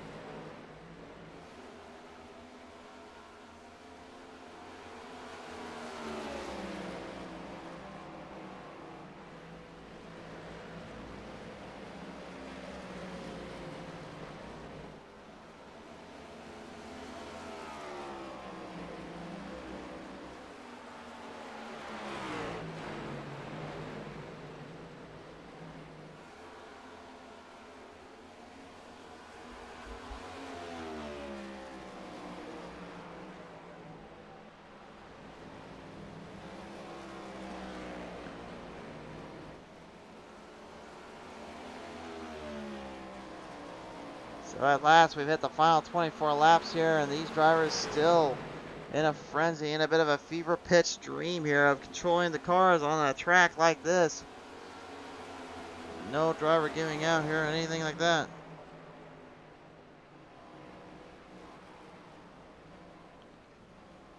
They just need to stay alert and stay focused on this spot here. They know there's a lot going on. There's a lot to watch out for, and they're also having to keep a close eye on that fuel line, this tire strategy, because now they realize they went all this way, they went all this far down on the track here without even getting so much as close to really getting themselves into trouble, really into a bit of a problematic spot, and then just kind of using that wall protection as a little bit of a push off, if you will.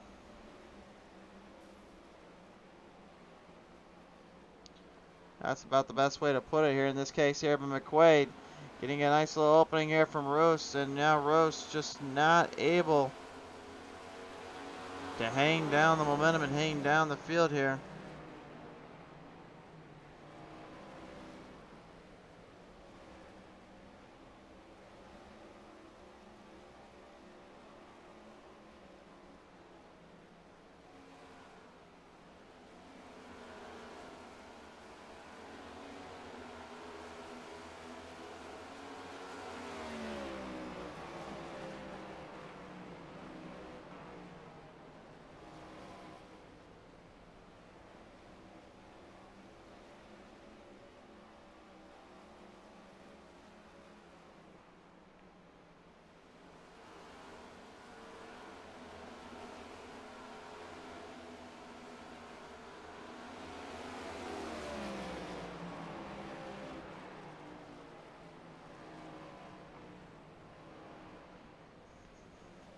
Pulling him down around the range, around down chains here. You see now McQuaid catching up there with the 45 Cole Martin here, as Martin just kind of getting out of the way here, letting him have some breathing room and some time to himself. Obviously didn't want to get himself into too much of a frenzy, a little bit of too much of a problematic zone. As Bailey Janela still trying to hunt down Tom Bourne. Tom Bourne right now 2 seconds ahead of Janellis here. But that could change in a heartbeat here. We're going to take a look at our lap times here, and you can see a wall of green invading on Bourne. Bourne knows this is not a good sign, because what that represents right now is Janellis catching him each corner, each turn, each lap. And knowing how difficult it is with only about 17 laps left to go, 16 in this case. Does Janellis have enough to run him down and get this one in? He's done a great job so far. And lap 179 certainly was no different. Nearly 2 tenths that time. This could be playing into his advantage, could be playing out of his runoff. And give credit's due also. Bronson Stafford, the man, just will not die off and give out. He continues to fight.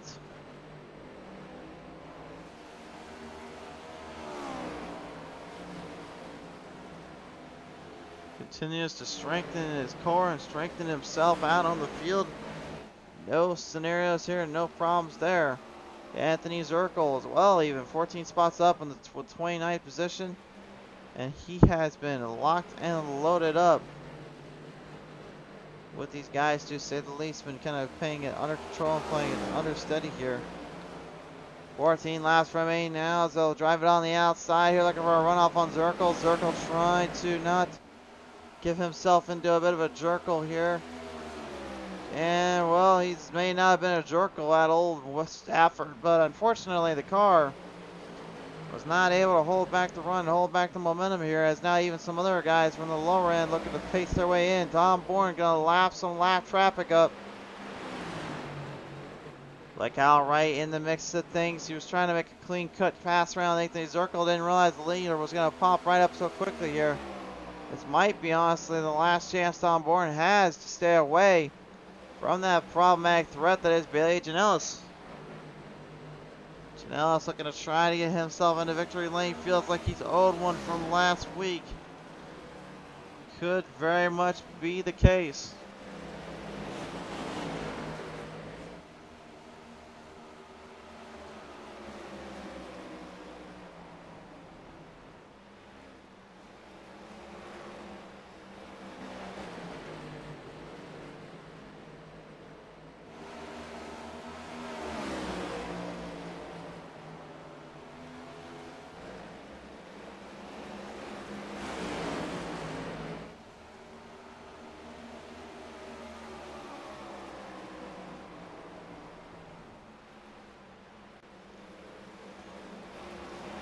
Who's going to be the one to stretch this one out? Who's going to be the one to really keep this playing infield and keep this one online?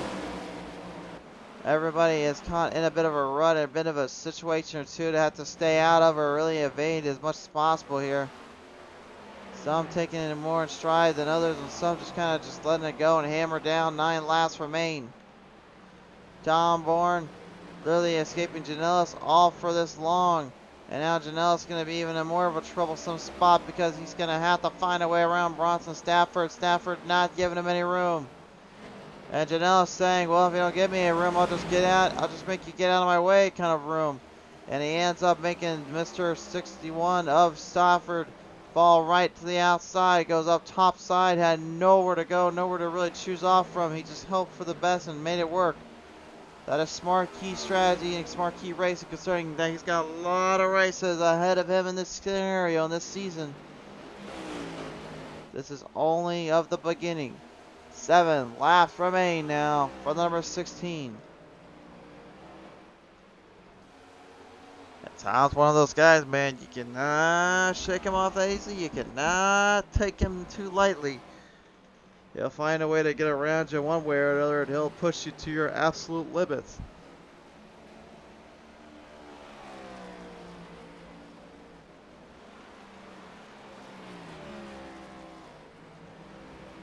Six laps remain, 5 to go. This next time on by, we'll have 5 high in the air. Top 3 will talk with us following tonight's showcase and race here at Race Fans. So if you do miss out on the drivers, miss out on anything, just let us know. We'll always keep you up to par and keep you up to date. Danielle Wildman saying, let's go 29.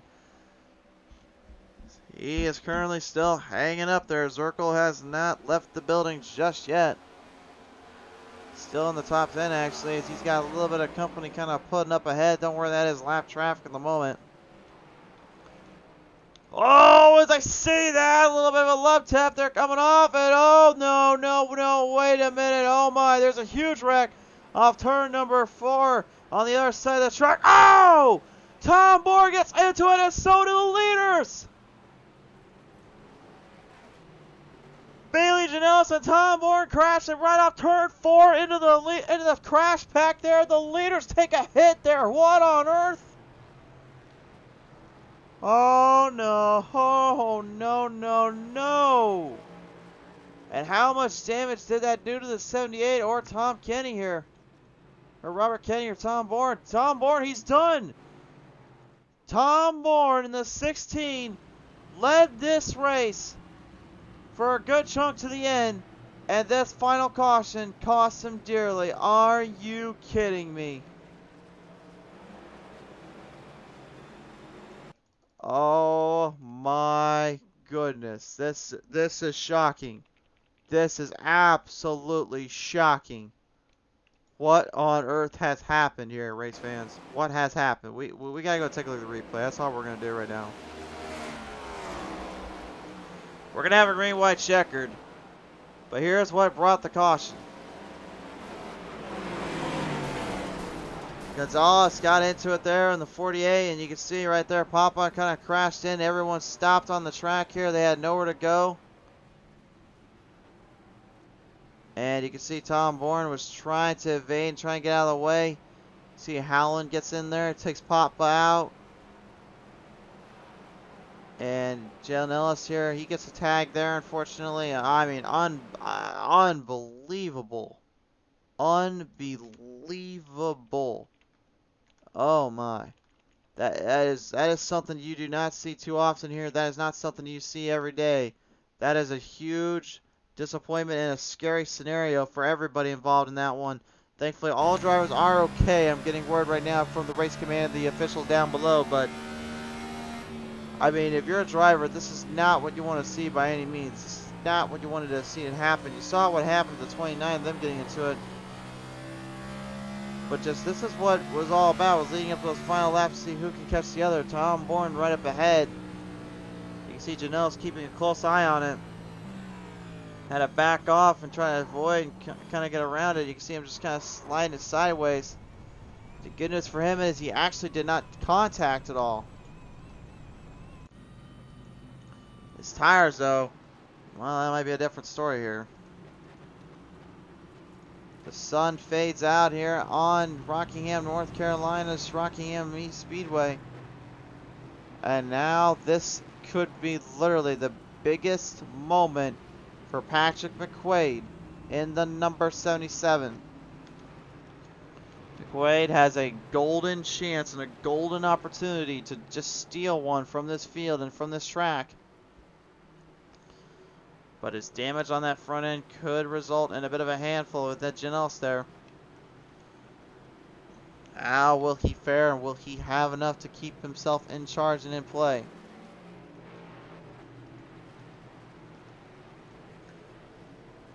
Alright, fans, we're going to double him up.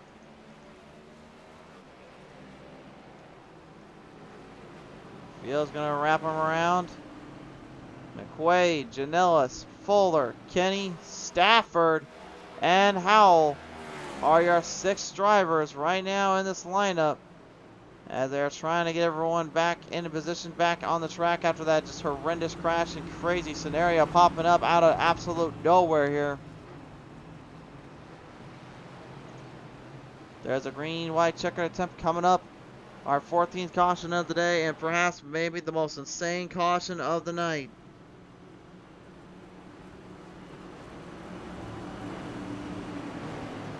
This was more than just a game changer. This was literally a solid state, solid situation. With all drivers okay though and clear to get back out on the track. Which one can fall on top? Green flag is out. And they're going to go 3 wide, so right into turn 1, and Robert Kenny catches McQuaid. McQuaid gets tagged in on turn 1, and they wreck right off of turn 2. Oh my goodness.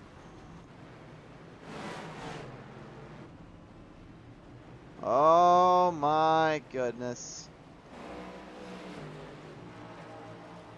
Well, I mean, he knew he had to do something. He knew he had to do something if he was going to get it. They'll have one more green-white attempt coming up, but, well, let's take a look at this restart here. This is kind of that overwhelming issue of just trying to make it work and make it stick. You can see that little tap there by Kenny. He thought he had a run going inside, and he knew as soon as that was right there, he was in trouble. McQuaid couldn't save it. Kenny was already saving it there, and oh my goodness, that is the worst situation you could get thrown into and everything else. And I feel for all the drivers tonight, man. These guys definitely are a lot more talented than what this track is showing them right now, and this is unfortunately a lot having to do with just how hard these next gen cup cars are to race, as well as just the overall lack of experience with them and the lack of feeling you can get from them. It's just insane to me that these guys are running so hard. They're running as hard as they can, just hoping for the best, and only for just something like this to happen right here. You're on board here for McQuaid here.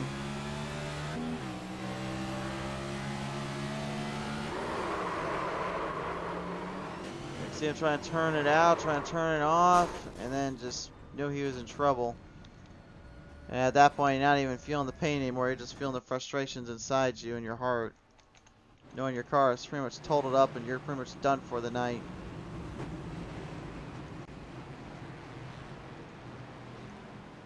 Last chance. You messed us up. It's game over. Janellis, Fuller, Stafford. Podium 3 right now. Blake Howell, Robert Kenny, Christian Roos, Patrick McQuaid, Christian Roos. Really, the top 6, they're the only ones on the lead lap as of right now.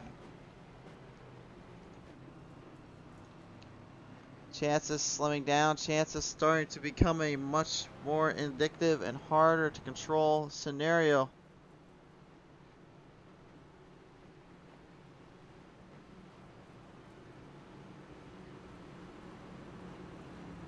What on earth will they be able to do, and what on earth will they be able to bring to the table? And can they even get to roll off the table and hang on?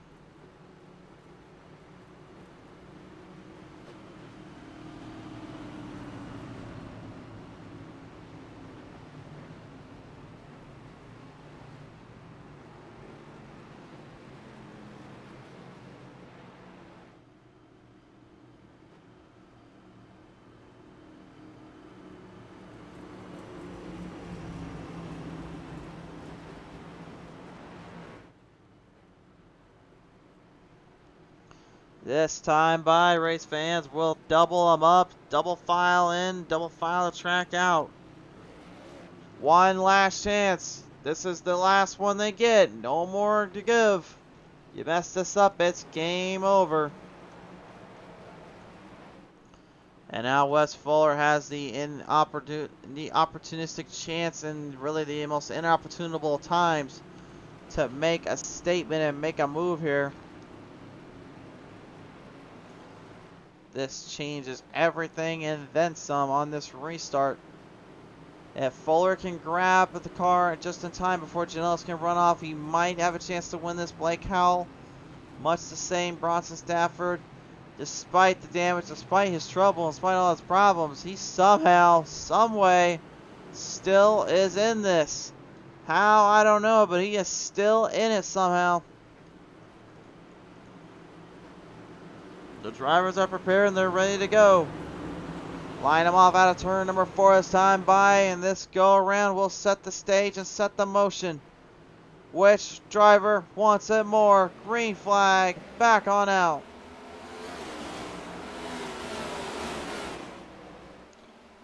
For the most part, everything's clean as can be, and Stafford, I don't know how the heck he's working with such a broken down car, but he sends it in down to turn 2 and almost snatches the entire car off with him. Manages to hold it down here. It looks like Wes Fuller's going to get sent a little bit around a little bit. Gets himself under control. Bailey Janellis, though, to the white flag. Gonna have it in, but they're going to throw the yellow. Yellow's out. It's over. It's done.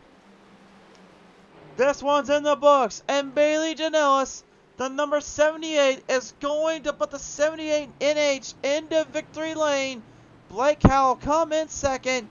And give credit where credit's due to Bronson Stafford. He will finish third. What a race. And what a cleanup job we're going to have to do on these cars when we get done with this one.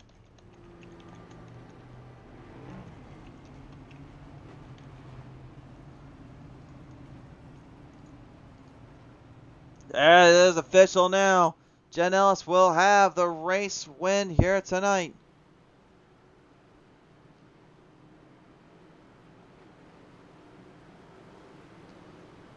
And I guarantee you, he was hoping and praying for this one to really throw a monkey wrench into some of these other guys' plans here. I don't think he was expecting it to go down like this one, though. At times, he looked like he was in trouble. At times, he looked like the car would not get the distance. And then there were other times, like what you see right now, he just completely full throttle and charged it ahead and was full on sending there.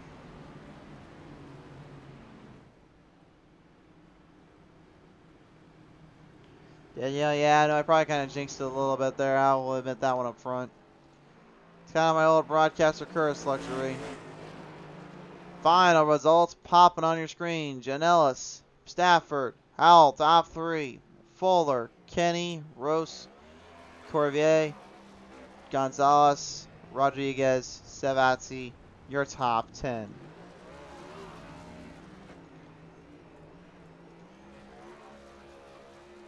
The rest of your finishers in this full field here, over 30 drivers in total, came out here again trying to press their luck, trying to push themselves to the boundaries and to the limits. Some getting away better than others, some finding themselves more hard to control and just downright angry with themselves. Talk about some old donuts down the burnout section here. Janellis giving himself quite a run here. Blake Howell kind of hanging down there in the 26. He is going to come away third out of the bunch here, and we're going to talk with him here in just a brief moment as he gets ready to put the 1-3 speed number 26 into play here. Race fans, here he is now, your third place finisher here tonight, Blake Howell. And Blake, man, talk about a wild, chaotic race from start to finish, but for the most part for you and your team, you were able to strive and stand tall throughout this one.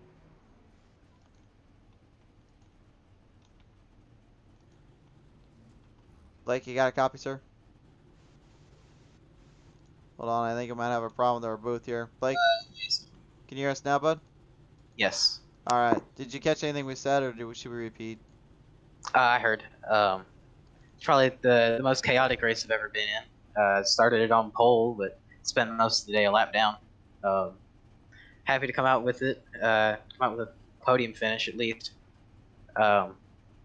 Wish I had some fresher tires there at the end. Might have put up a fight, but I'll take what I can get. For sure there. I know you had a lot going on. Obviously behind the wheel and behind the hood, it was the team was trying to figure out things and yourself as well. I mean, if there's anything really you could see that may have kind of caused some of these issues to begin with, what would you think it might be? Because it seemed like the track itself was kind of giving you guys some of those headaches down there. Well, before I say anything, I want to apologize to the whole field on that one restart. That was probably the most bonehead thing I've ever done, which is what set me back to begin with. Um, and the track itself is super bumpy. These cars are not really made for that, but just a talent track. Got to take what you can get, and hopefully this is a learning point for going forward in the season. For sure there. Well, nevertheless, as you guys learn from this here and kind of take this one away from in here, now move on to Auto Club Speedway next week. I got to ask you, who do you want to thank here tonight for this podium? I want to thank Rogue Energy, 1-3 Speed, and the United Republic of Painters for supporting me through this. Especially thank you to Chris Papa for giving me this opportunity to drive for 1-3. That's all I got.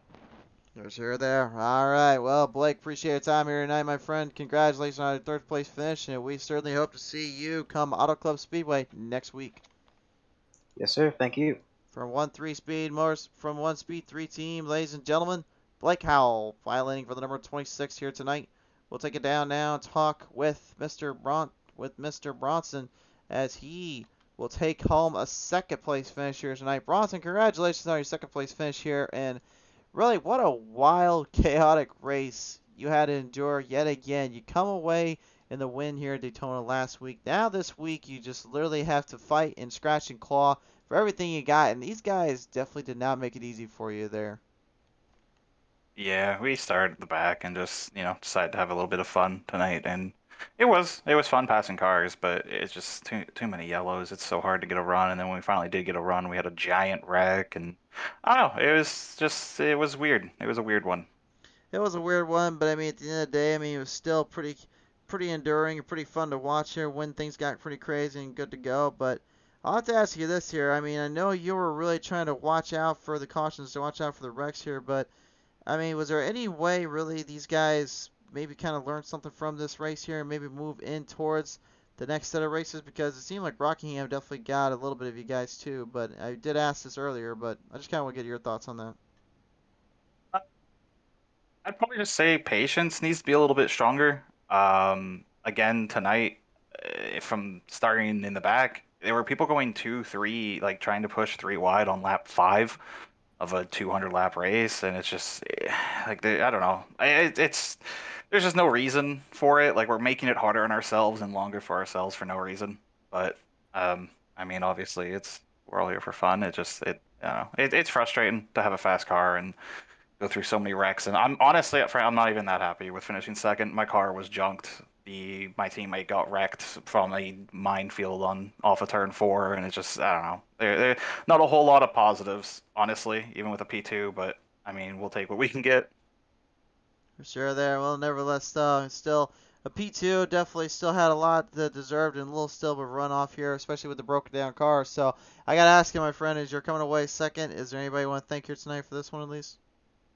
Yeah, definitely got the whole Sky Motorsports team. We had a really strong showing. We were 1-2-3 at one point, and Matt Rod was running like just outside the top 10. His car was just showing so early on. It was a modified, but obviously Flat Out Racing Network, we have them on the cars. They help fund a lot of team projects, stuff like that. G Fuel, Gamer Subs, Sim Speed Shop, Astro. Obviously our painter Matt Muir. His logos are on the cars now finally after convincing him to make a logo. But and then yeah, obviously you up here broadcasting and the guys who are running the league. It was better this week. Race control for sure, especially, so that was nice. There's still a bit kinks to work out, I think, overall, but obviously a new season, all kinds of new people, all these things, so it's getting there. But yeah, just really everything that makes it go on. All in due time here, as we say here on PTM Racing TV. But nevertheless, Bronson, congratulations, sir, on a second place finish. We'll catch you next week here at Auto Club. All right, thanks.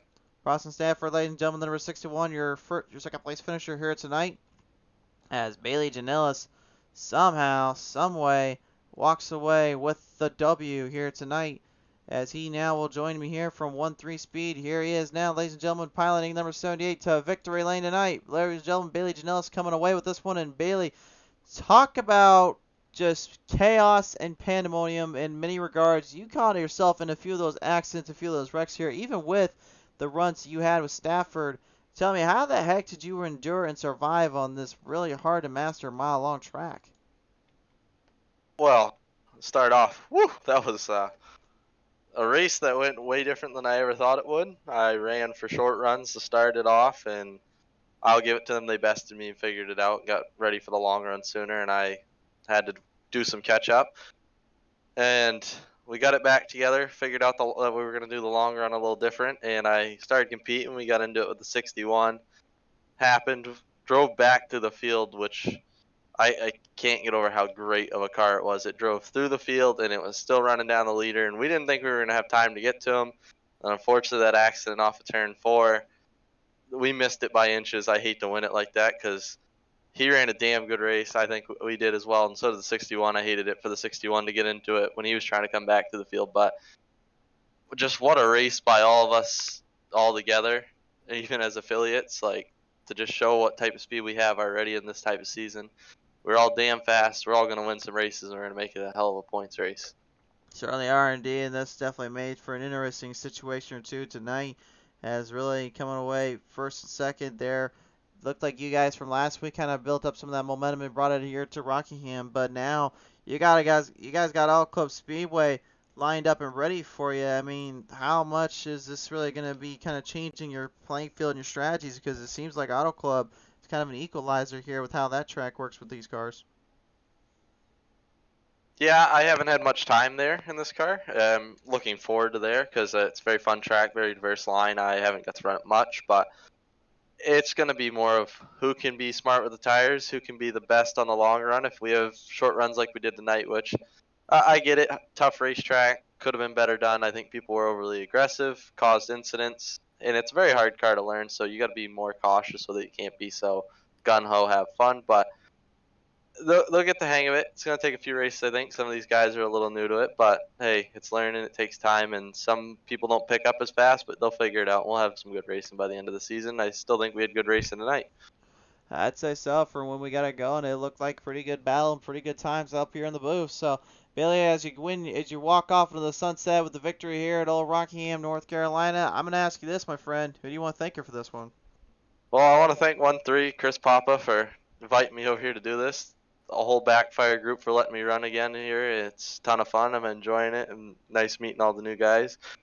First Page Media, all my friends, family, my girlfriend, everybody that lets me do this and enjoy myself and have some fun, and hopefully we'll put the 78 back there next week. We'll have to see it indeed. Well, Bailey, we do appreciate you coming on board here. Congratulations on a race win here tonight, and we'll see you when the green flag flies at Auto Club, man. Thank you, buddy. Have a good one. Absolutely. Ladies and gentlemen, the 78 Bailey Janellis coming away with the victory here at Rockingham Speedway. And race fans, that concludes our coverage here for BackFire Sim Racing. Day off tomorrow, but Sunday, triple header coming your way. Stay tuned for that one. 2 on the asphalt, 1 on the dirt. It's going to be a long night, and you know as much as I do, we love seeing some racing. So you're going to get your fix come Sunday. But we'll take a break for tomorrow, let our voice settle down, and let the track settle in course. Thank you for tuning in to PTM Racing TV.